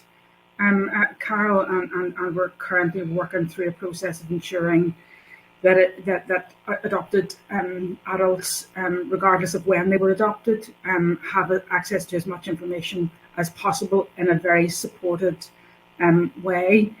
I'm not quite certain what point you're making about the movement across the border. I did note that there is some provision within the legislation being brought forward in the south that enables agencies there to actually make contact with other states. I think it is how it is described. Again, we looked at it very quickly yesterday. I do want to have a look at that in a bit more detail and see if there's comparable provision, I suppose, that could be included in the bill. But you'll appreciate that we're rapidly running out of time with this. But it is something that we've noted and we will look at, Carol. Yeah, there was massive criticism, Eilish, when the Mother and Babies Homes report was made in relation to the handling of the archives. And so I want to make the distinction between the handling of the archives of the Mother and Baby Magdalene Laundries report into the adoption process. I want to make sure that when it comes to the adoption process, that access to all that information and records is seamless. And that's what I'm hearing you're saying. But there were issues in relation to the Magdalene Laundries stroke mother and baby homes in the south. Okay. Yeah, okay. Go ahead, Eilish, yeah. No, I mean, there absolutely were issues in the south, and we followed what has been happening in the south quite carefully and closely. The issue that you're referring to relates to the records actually created by the Statutory Commission of Inquiry. In the south, access to individual adoption records is a completely different matter, Carol, and that's what the adoption. The information and tracing bill in the south is now intended to deal with. I think we have been more advanced, if I can put it that way, within the north in terms of how we deal with the issue of access to information. Do we need to do better? Absolutely, we do, and that's partly why we have introduced amendments to clause 102. Under the bill and removed that requirement for somebody adopted before 1987 to have, to engage in counselling before they can get access to their birth certificate information. It's also why we started the work on the development of guidance. That again is quite advanced, but there are some important issues that still need to be resolved as part of that process. So. We are making. I think we were in a better starting place, if I can put it that way, from the south. We are making further developments by way of changes to the bill, and I think there is more to be done in terms of the production and issue of guidance to adoption agencies to ensure that when somebody does want access to the records, that it happens consistently and they get access to as much information about themselves as is possible to give. Thank you, Eilish. The other issue that I wanted to touch upon there and has been raised within the session as well, and I wanted to come back to it, was around the issue about cross-border and grandparents were mentioned earlier on in relation to SGOs. I am aware on foot of a previous session that the Human Rights Commission are looking at that issue and what the implications may be. Have the department done any further work in relation to that issue in terms of, or is there anything further that you're considering to address that issue whereby family members, and where I live here and where I am, I know very many people whose grandparents could live on the other side of the border but only be a couple of miles away from them, and obviously an important part of their life. So, has there been any progress made from the department in relation to that issue? Colin, if I'm absolutely honest with you, I'm not fully aware of the issue that we're trying to resolve here. I mean, we have made the point that, for example, a protocol is in place between social services north and south that actually governs how agencies north and south will actually work with children and families who either move across the border or in circumstances where a child is placed across the border. And those arrangements are very clearly set out within that protocol and who will do what and what is expected of who. So I'm very happy to share that protocol with you, Colin, if you think that would be helpful. Well, that would be helpful. The issue is that we have been told previously that an adoption to the 26 counties, should it be the best in the best interest of the child, would be handled under inter-country rules and the Geneva Convention, which are much more complex than the rules we're talking about for other. So what I'm saying is that children here could be disadvantaged as a result of additional bureaucracy. That's the issue, for clarity. Okay, so on that issue, nothing further has been done. I mean, you're quite right. A child who is adopted in Northern Ireland from the south would that would actually constitute an inter-country adoption. That's set out in international law. Column it would require, I think, a change to international law to make it happen differently. Now, the only other thing that I can think of in relation to adoption and cross-border cooperation is on the access to information point, whereby it is easier for an individual whose adoption journey may have taken them across the border to get access to information about them. There might be the potential to put in place a protocol, I suppose, similar to the one that I've already referenced to, that is specific to child protection or the placement of children across the border. So we haven't done anything further on that, Colin. Okay, well, and indeed, if international law requires to be changed in recognition of the realities of life for children here on the island of Ireland, then so be it. And I think in terms of the Good Friday Agreement and the protocol, all of these things need to be considered. I'm not sure how they intersect with this bill, but clearly, hopefully, we'll hear some more information in relation to that in terms of the evidence.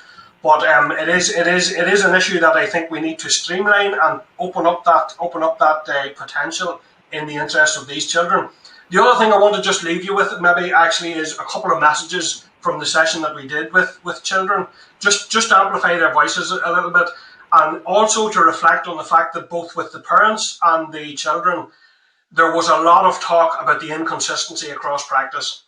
Some very good examples, and someone said that some homes are doing life skills really well and others don't bother with it at all. So you get messages again. There were also some messages, I have to say, concerning around inconsistent social work practice, and indeed some examples of poor practice were mentioned. And I will raise that at the first opportunity with those who are involved in that. But I think it's important that we bear that in mind.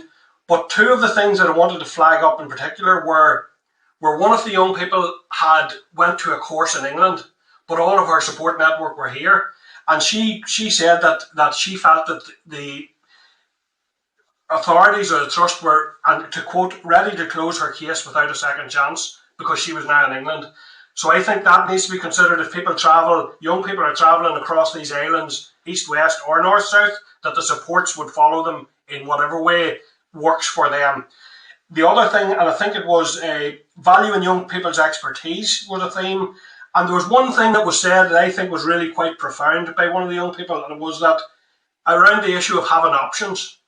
And he said, when you have an option, you have a voice. And I think that's a really, really profound statement. And I just think it's worthwhile, all of us, yourselves and ourselves, considering as we discuss this issue around how we provide those young people with options and give them meaningful options and discuss them with them. So I wanted to amplify their voices to you. The other big message, or very important one I thought coming out of that, was that leaving care is not an event.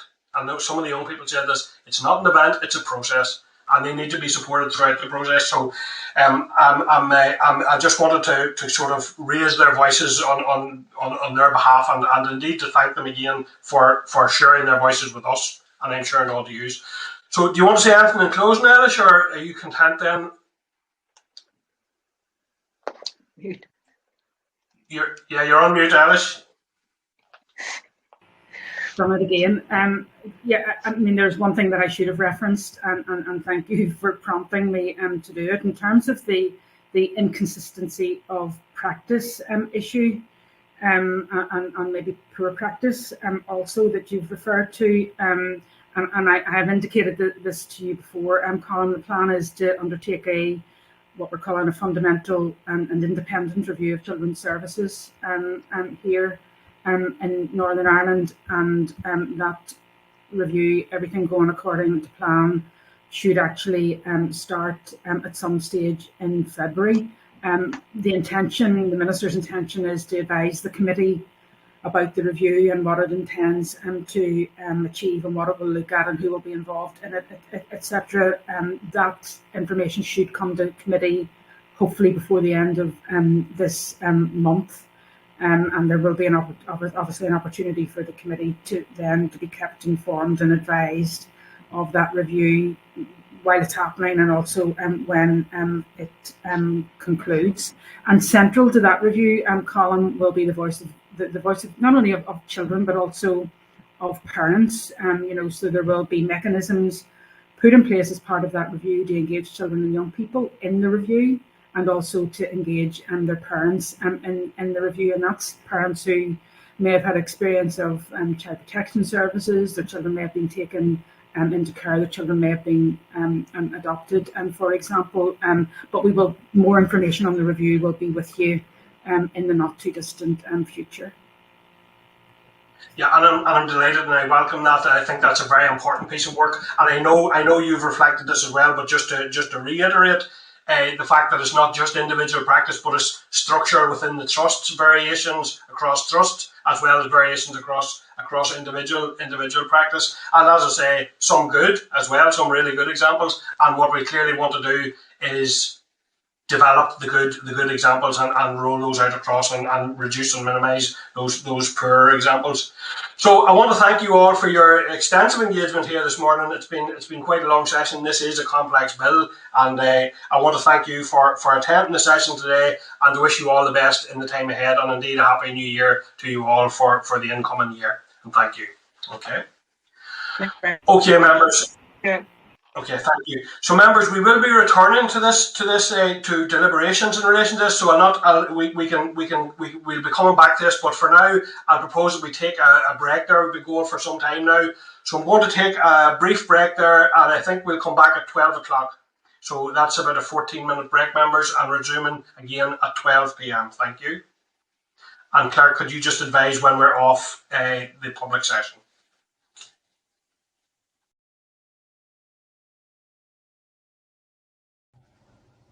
That's us now, Chair.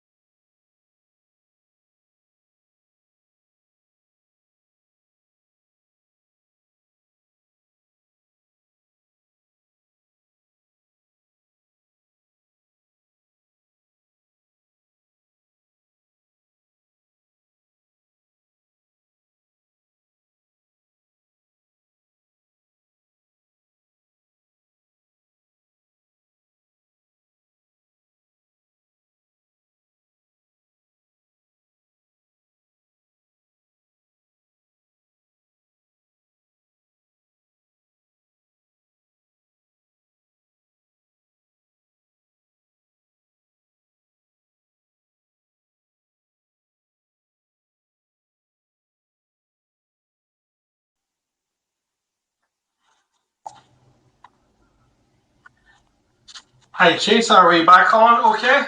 Yes, we're back on, Colm. Your camera's off at the minute. Okay. So how's that? You still hear me okay? Yes, that's spot on. That's us live again, so ready to go. Okay, thank you. Okay, thank you, members. And the next 3 agenda items, members, are statutory rules relating to coronavirus. Department officials are here to brief the committee on the provisions of the SRs. I refer members to the clerk's memo at tab 8.1 of the pack and copies of the SRs at tabs 8 to 10.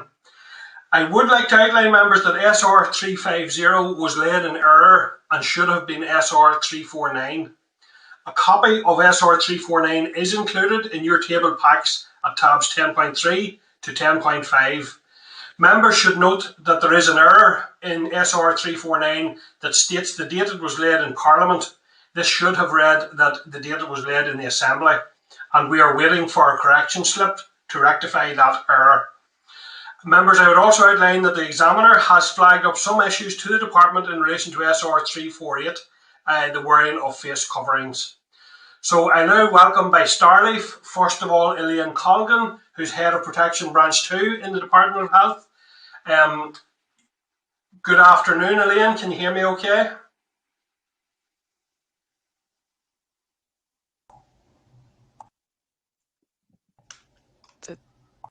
Can you hear me okay? Yeah, we're hearing you okay, Elaine. Yeah. I think there's just a slight delay in bringing you up into the spotlight, but I'm seeing and hearing you clearly there now, so thank you. Great. Also, Niall Donnelly, who's Deputy Principal in Health Protection in the Department of Health. Can you hear me okay, Niall? Yes, Chair. Can you hear me okay? Yeah, hearing you there, Niall. Thank you. David Hughes, who is Grade 5 Health Protection Legislation, Department of Finance. David, are you hearing me okay?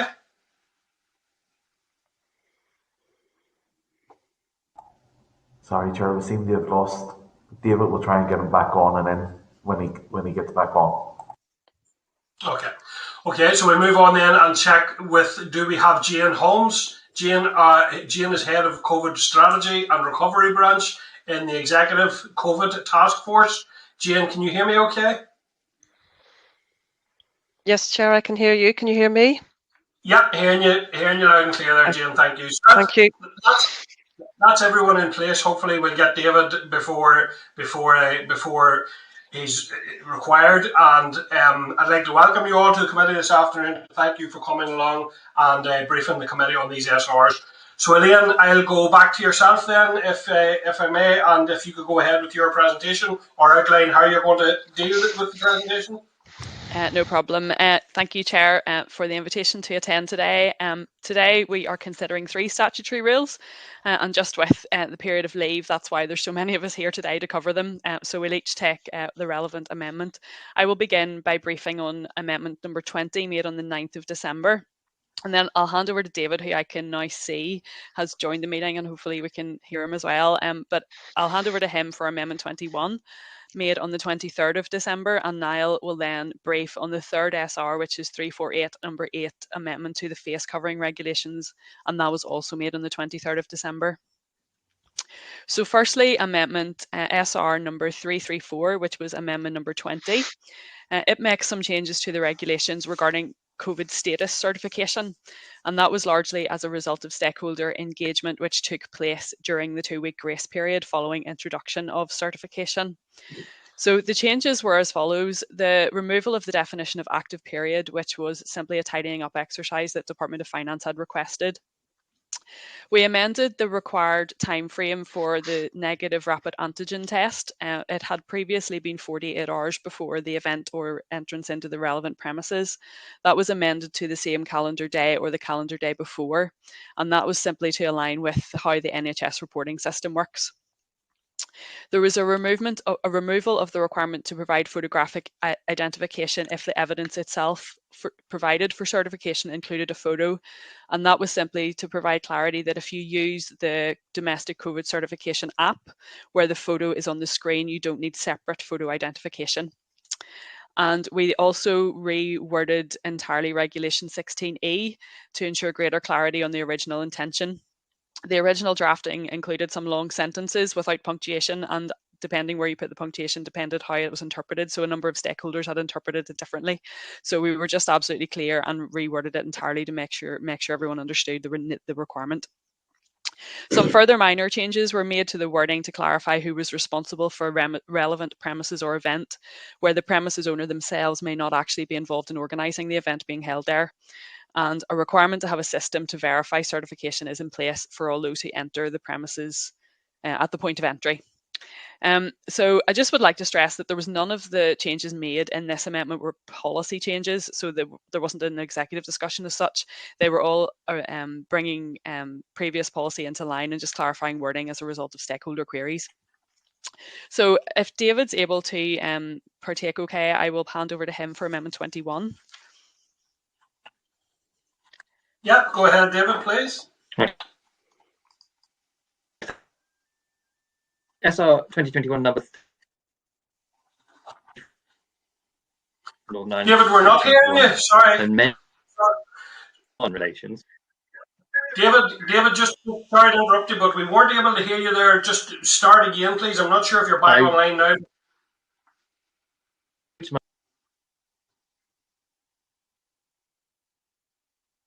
Can you hear me now? Try it again. Yes, I think we're hearing you now, but we're crossing. I think there might be a delay on the line, but I think we're hearing you now. So go ahead and start again, please. I'll indicate if we're not hearing you. Okay.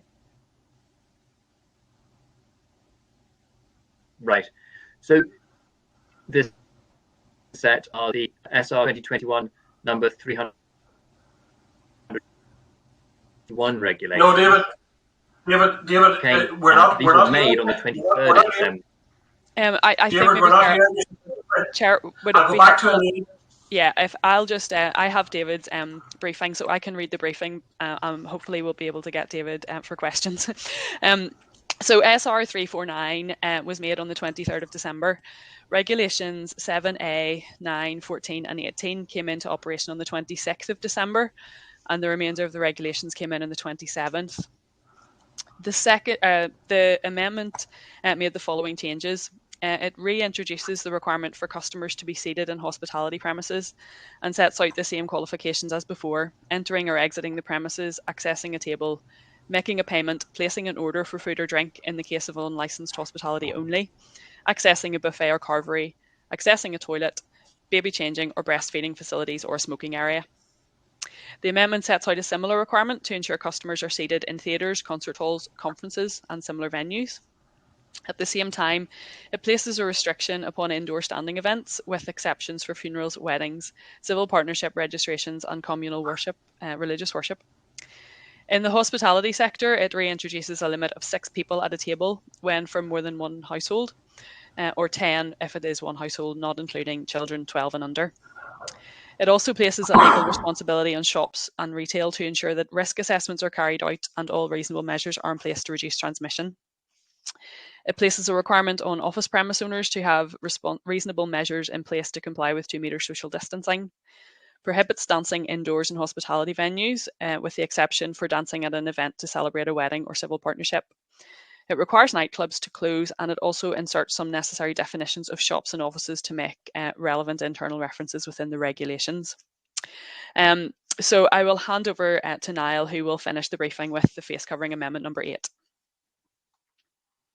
Thank you. Thanks, Elaine. Thanks, Chair, for having us this morning.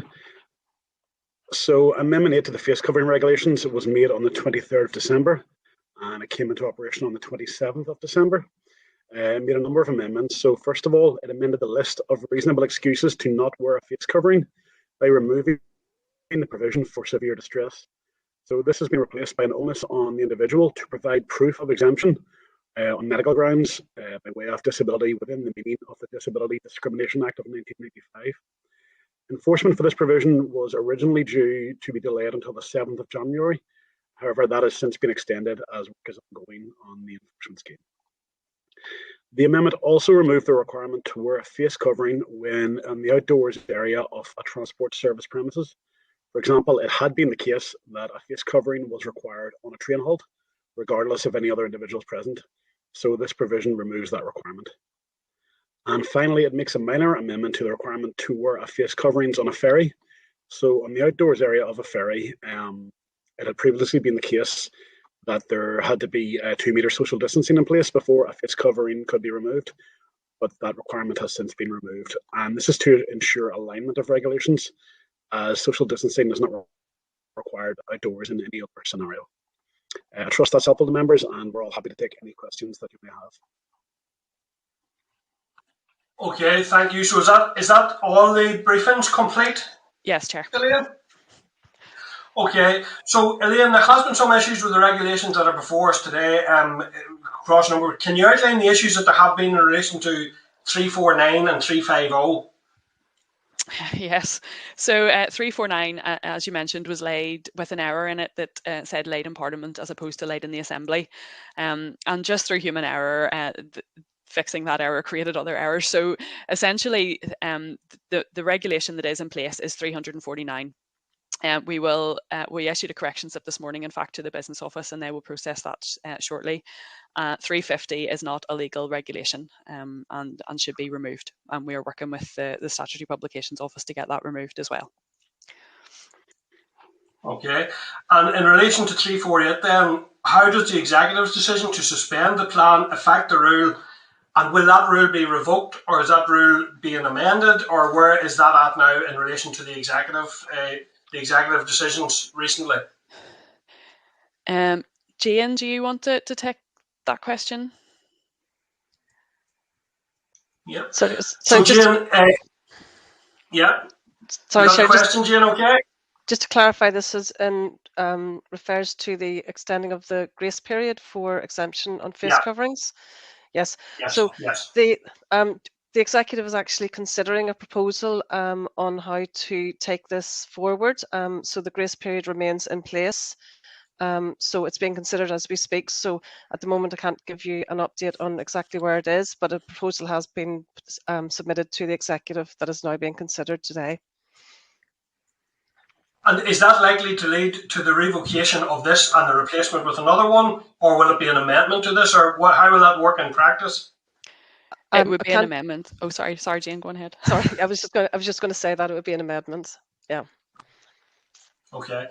Okay, the final one, I think, for now, from me, and I have a few indications from members as well. But in relation to 348, and I know my colleague, Padraig Delargy, has raised issues around disability and potentially discrimination, disability discrimination. So do you think that the onus on a disabled person to provide proof of exemption could be considered discriminatory if other people are not similarly required? Has that been considered? We are currently considering that at the moment and conducting a full equality screening process at the moment in conjunction with our lawyers. So at the moment, that's really all I can say on that. But yes, we are considering it in depth. Okay.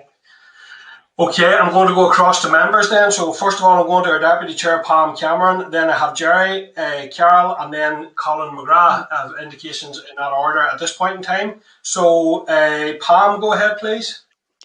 Thank you, Chair. Thank you, Elaine, and the panel for your attendance at committee today. I just wanted to ask you in and around what guidance has been provided to businesses and retailers on what constitutes reasonable measures in the context of promoting compliance with the face covering regulations. I'm going to ask Jane if she's able to take that one. Certainly, yes. We have had extensive engagement with retail and hospitality premises, and in terms of compliance, of promoting compliance with the wearing of face coverings, we've had the guidance that has been developed and will be published very soon kind of outlines measures such as having effective signage in place, doing tannoy announcements, encouraging staff who are not exempt to wear face coverings. And there may be some circumstances where the business may feel comfortable in asking somebody why they may not be wearing a face covering, but they do not have an enforcement role. Okay, thanks for that, Jane. And I'm sure you'll be aware, I might have raised this at a previous committee, the example of a lady who has been the victim of trauma and domestic abuse who cannot wear that face covering for those reasons, but who will also not have medical evidence as such, as in physical evidence even with her doctor to to back up that claim. So I'm just wondering how, in that type of example, how that would be dealt with. That is included in the proposal that the executive is considering at the moment, so that has been covered. Okay, so we'll hear more about that at some stage. Yeah, once we have an executive decision, yeah. Okay, thank you. In terms of the lateral flow test results within 48 hours prior to entry being no longer acceptable in the context of COVID certification, how does this compare with the situation with international travel? So the LFD result is still accepted. It's just the timing that's changed slightly. I'm not sure how it links with international travel.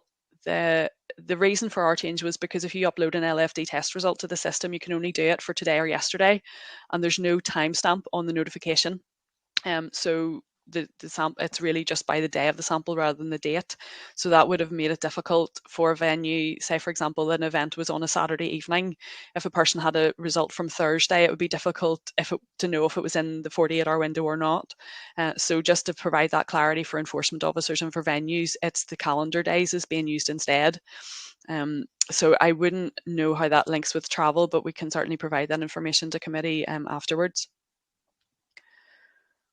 I appreciate that, Clarence, if you could get that, Elaine. And the final one for me, Chair, is I wanted to ask what data is being captured in respect of COVID certification.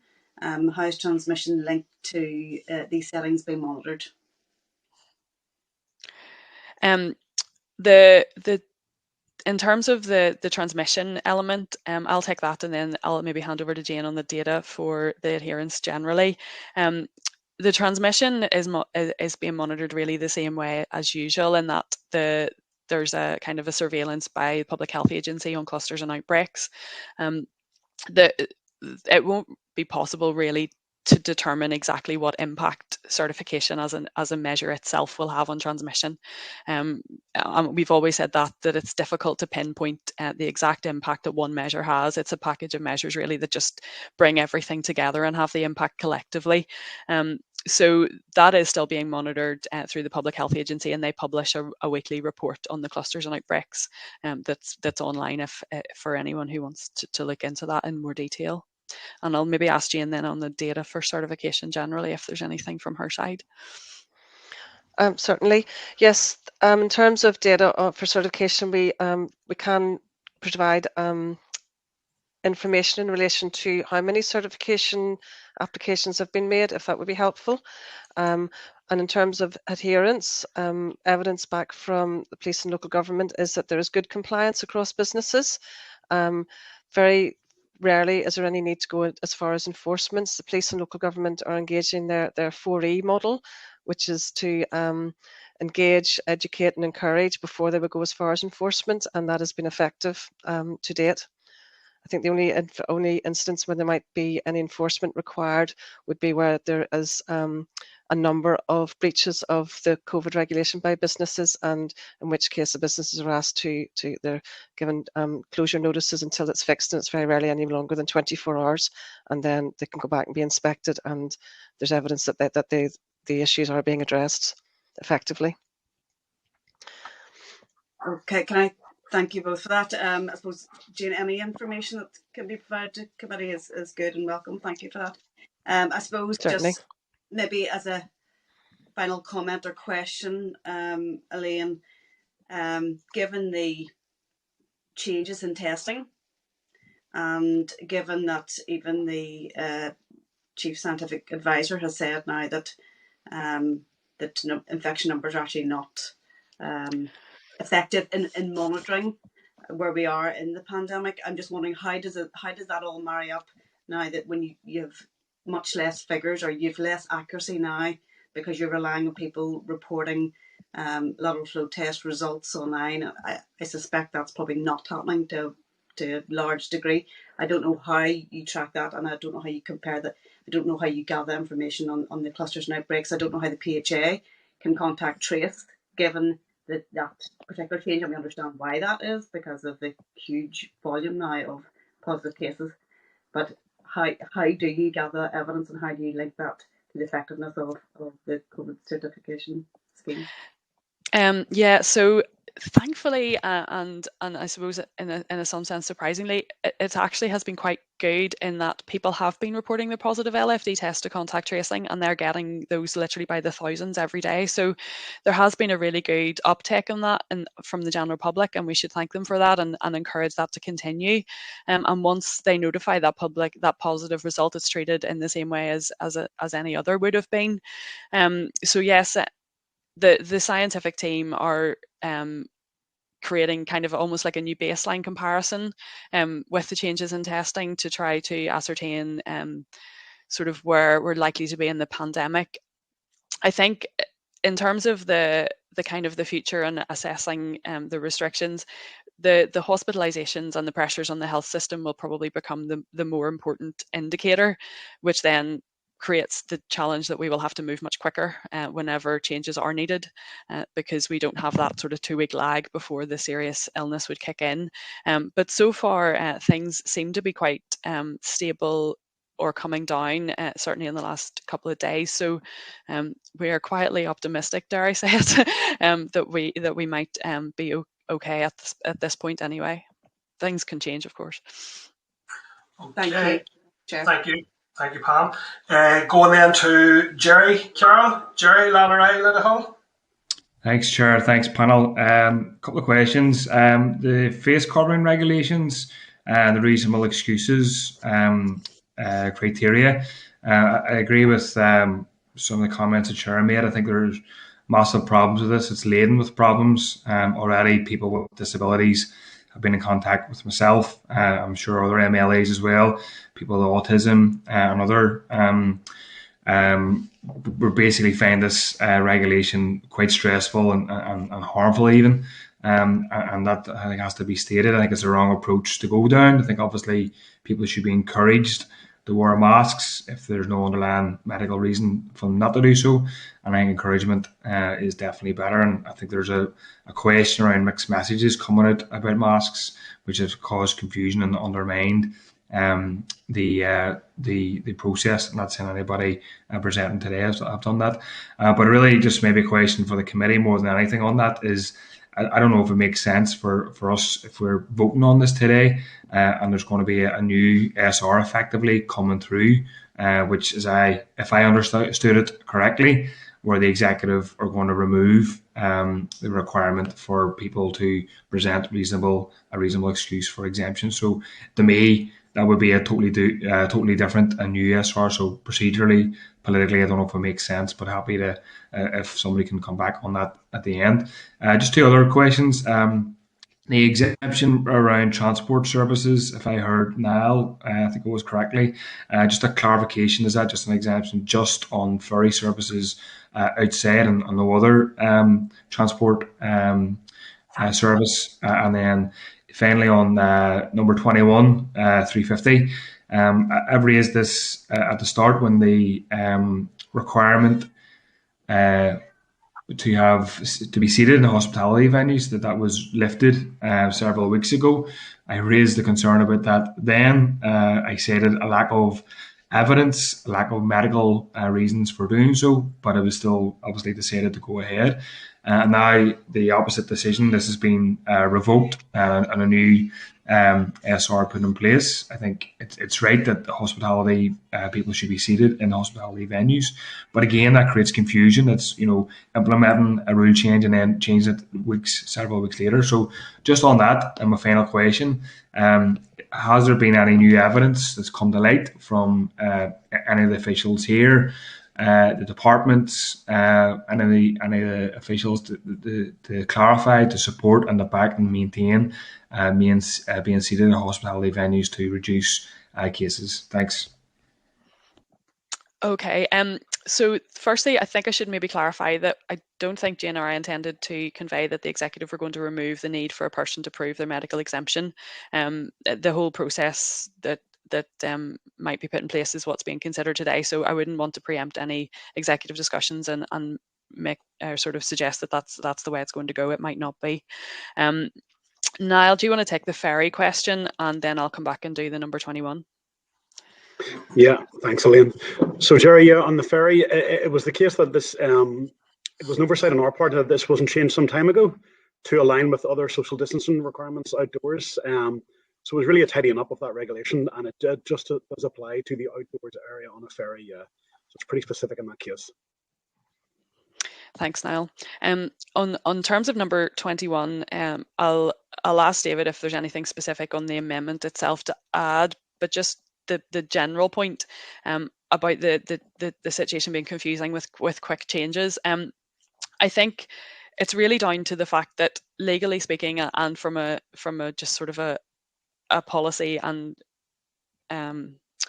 ethical perspective, that the regulations, no restrictions should be in place longer than it's needed. When things are withdrawn, it's because the public health evidence and once considered by the executive, and they conclude that it isn't needed, and so it wouldn't be appropriate to keep something in place.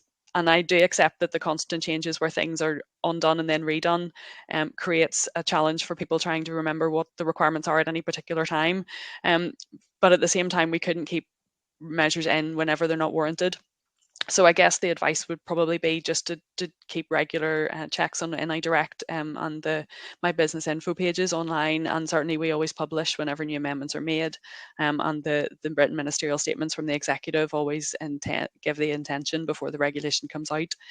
So I'll just ask if David has anything specific from memory from when number 21 was made that he might want to add. The only thing I would add, the intention was very clearly to reintroduce restrictions that had been in place, rather than trying to introduce something that was slightly different or a slight variation. So it was a reintroduction, which I think was an important part of it.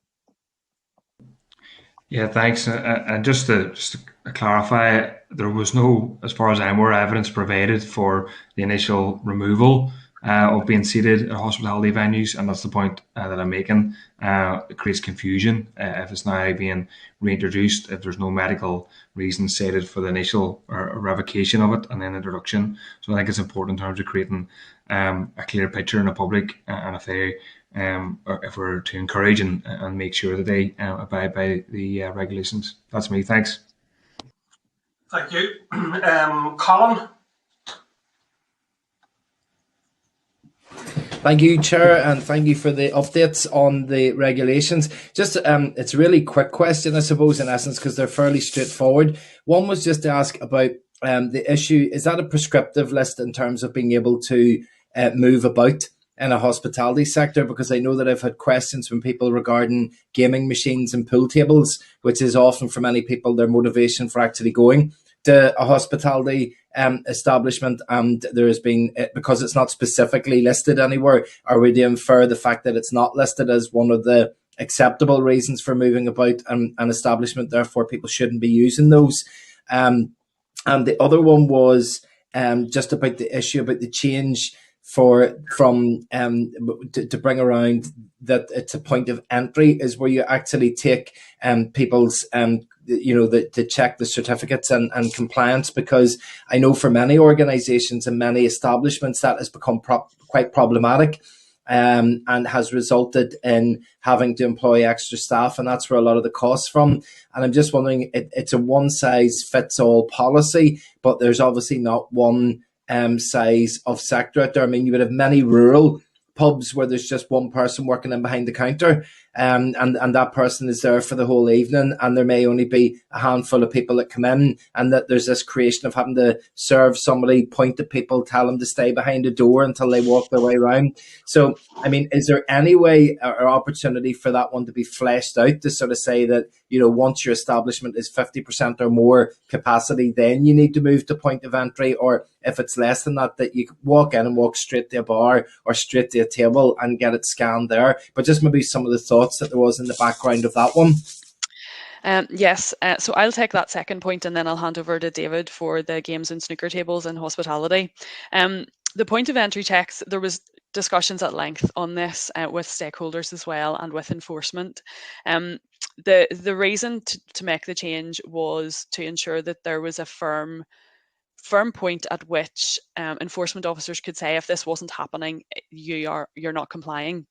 Now, that said, there is always, they did recognise, enforcement bodies did recognise there needs to be a pragmatic approach, and there is a slight difference a bit nuanced, I accept, that between what the legal requirement is and what you would enforce against, versus a pragmatic approach, as you said, and particularly in rural bars where one man behind the bar can see the full room, can understand who's there, and there's a small crowd. So the reason for the change is really just if there is a non-compliant venue, if there's no checks happening, if enforcement needs to be taken, that the law is clear on the requirement and that the police or the enforcement officers can take a case. It's not that they're not going to be pragmatic when they go out and visit places, and if the checks happen to be 5 foot through the door, that's a problem. It's not. What's important is that the law is clear, and that's why the amendment was made. So hopefully that reassures some venues. Okay, thank you. David, do you want to take this games?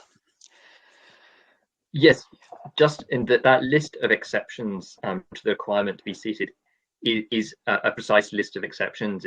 They're not illustrative, but they are specific. Yeah.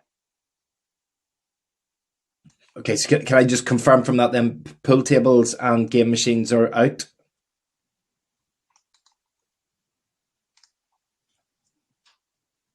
I froze him with that question. Stunned him with that question. Yeah, they are not listed as exceptions. Okay, thank you. Paula, go ahead, please. Thank you, Chair. Apologies, I was taking a phone call there, so I'm not sure whether I missed this question, but it was about getting the booster onto the app. Is there any progress on that? Thank you. I don't have a timescale at hand, but I do know that there are plans to try to get it done this month, so that it would be available on the app, because I understand it's actually already needed for some countries for international travel, and there is a process where you can get a single dose QR code from the certification system. So if a person does need that, they can phone up and still get it now. But I understand the intention is to get that on the app this month. Yeah. Yeah, no, I was aware of that. It's a bit more complicated, but no, thank you. That's fine, thank you. Thank you. And Alan? Just recently received, in fact, just yesterday, I received an email from a constituent who works in a coffee shop environment. She's worked for this company for 3 years. She suffers from anxiety, and she had declared that at the commencement of her employment, and it is on her employment record. The company wrote out to all their employees and said that they were changing the policy that they all staff, while working in the coffee shop, had to wear a mask. She indicated to them that given her anxiety, she couldn't deal with that, wouldn't be able to cope with that. So they asked her to get a letter of exemption from her doctor, which she was unable. The doctor more or less refused to issue such a letter, and increased her medication to take account of her increased anxiety at the moment. Long story short, the company has now told her that unless she gets this letter, she will be disciplined. So she's went out on statutory sick pay for 2 weeks to try and buy a little bit of time. So I'm just wondering, is the company, if the panel could tell me, is the company being unreasonable, or are the company absolutely complying with the letter of the law as it sits at the moment by insisting that this waitress either wears a mask or produces a medical letter of exemption? I think there's at least some of that case would probably stretch into employment law and depend on the employment contract, I would suspect. Certainly in terms of face coverings, there's no process by which a medical professional in Northern Ireland issues an exemption for face covering wearing at the moment.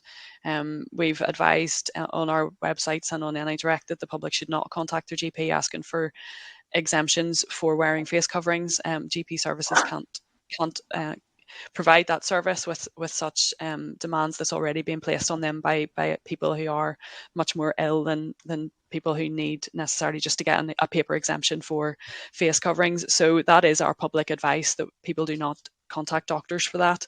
I think that certainly would need to be a conversation with the company on that basis, but that would be our advice at the moment. There isn't a medical process to get an exemption in Northern Ireland. Okay, so I can confirm that to this lady, that That's the policy that doctors will not issue. So therefore, it would appear to be unreasonable for the company to insist on something that the employee would find it impossible to produce. Thank you. Thanks. Okay, thank you. I have a printer started to do some sort of an alignment or something here, so apologies if that noise is feeding through. I don't see any other indications. I'll just check with the clerk. Are there any other indications from members, clerk?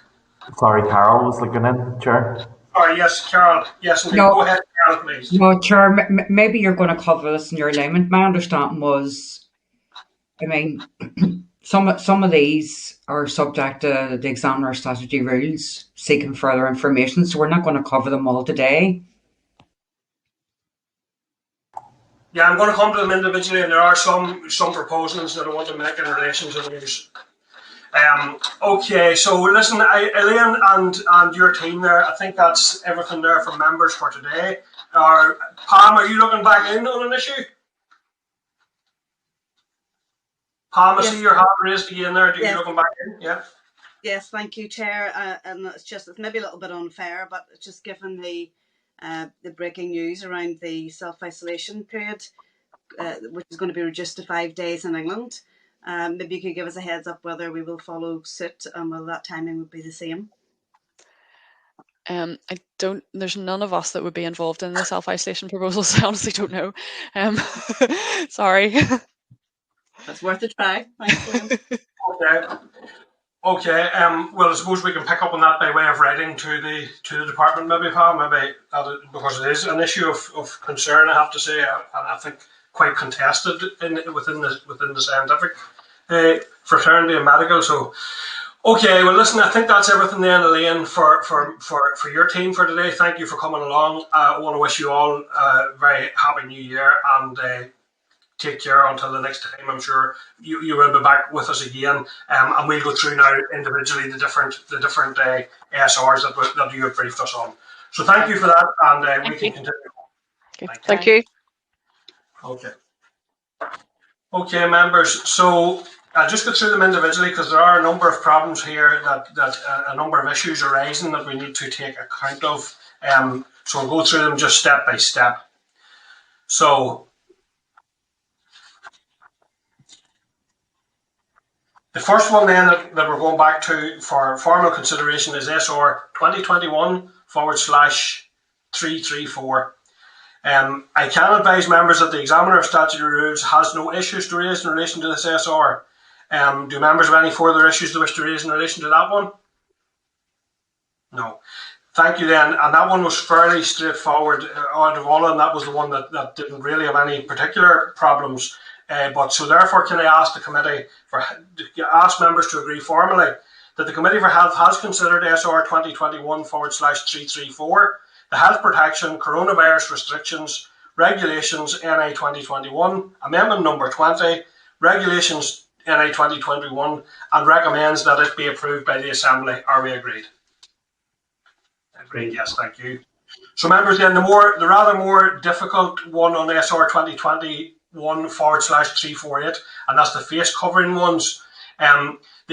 We are aware that the Examiner for Statutory Rules has written to the department on this rule, so therefore I would suggest that we defer our decision until further clarification is provided. Do members have any other views, or are members content with that? Great, Chair. Members content. Thank you. Okay. Moving on to SR 2021/350, and that's the one that was replaced with 349.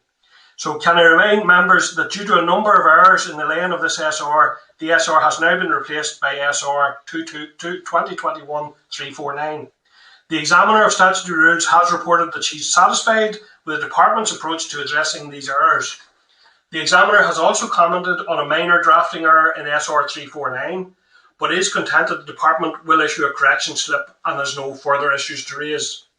The correction slip, however, has not been provided, and therefore I would propose that we also defer agreement on this SR until the correction slip is received.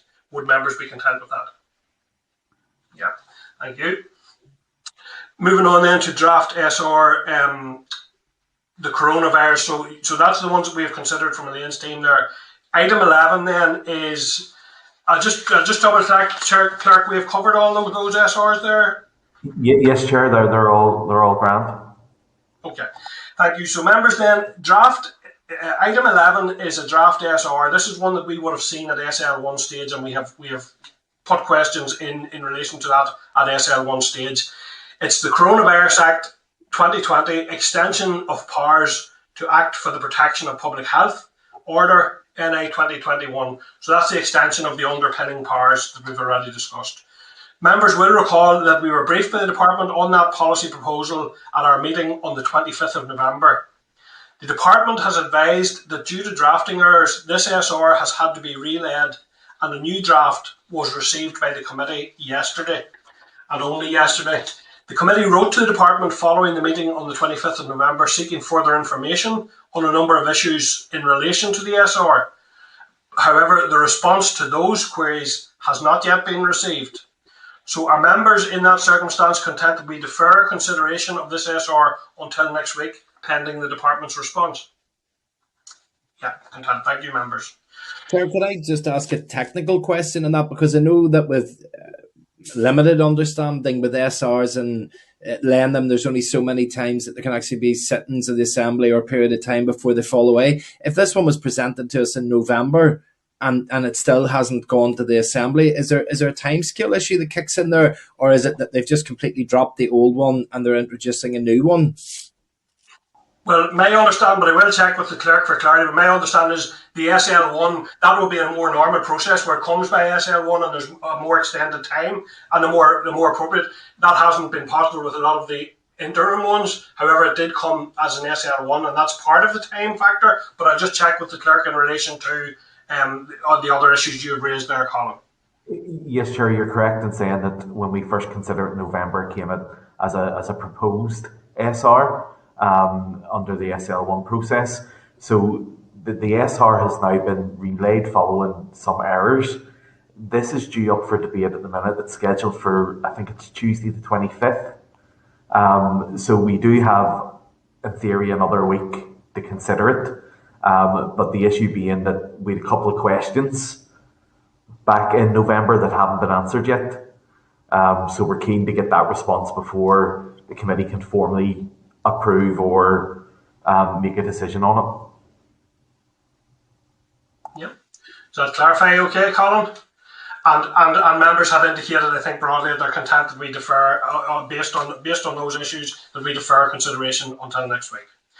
So, members, we are now going into our deliberations in closed session on the Adoption and Children Bill. So I'll ask the clerk just to take us out of public session and to indicate when we are in closed session, please.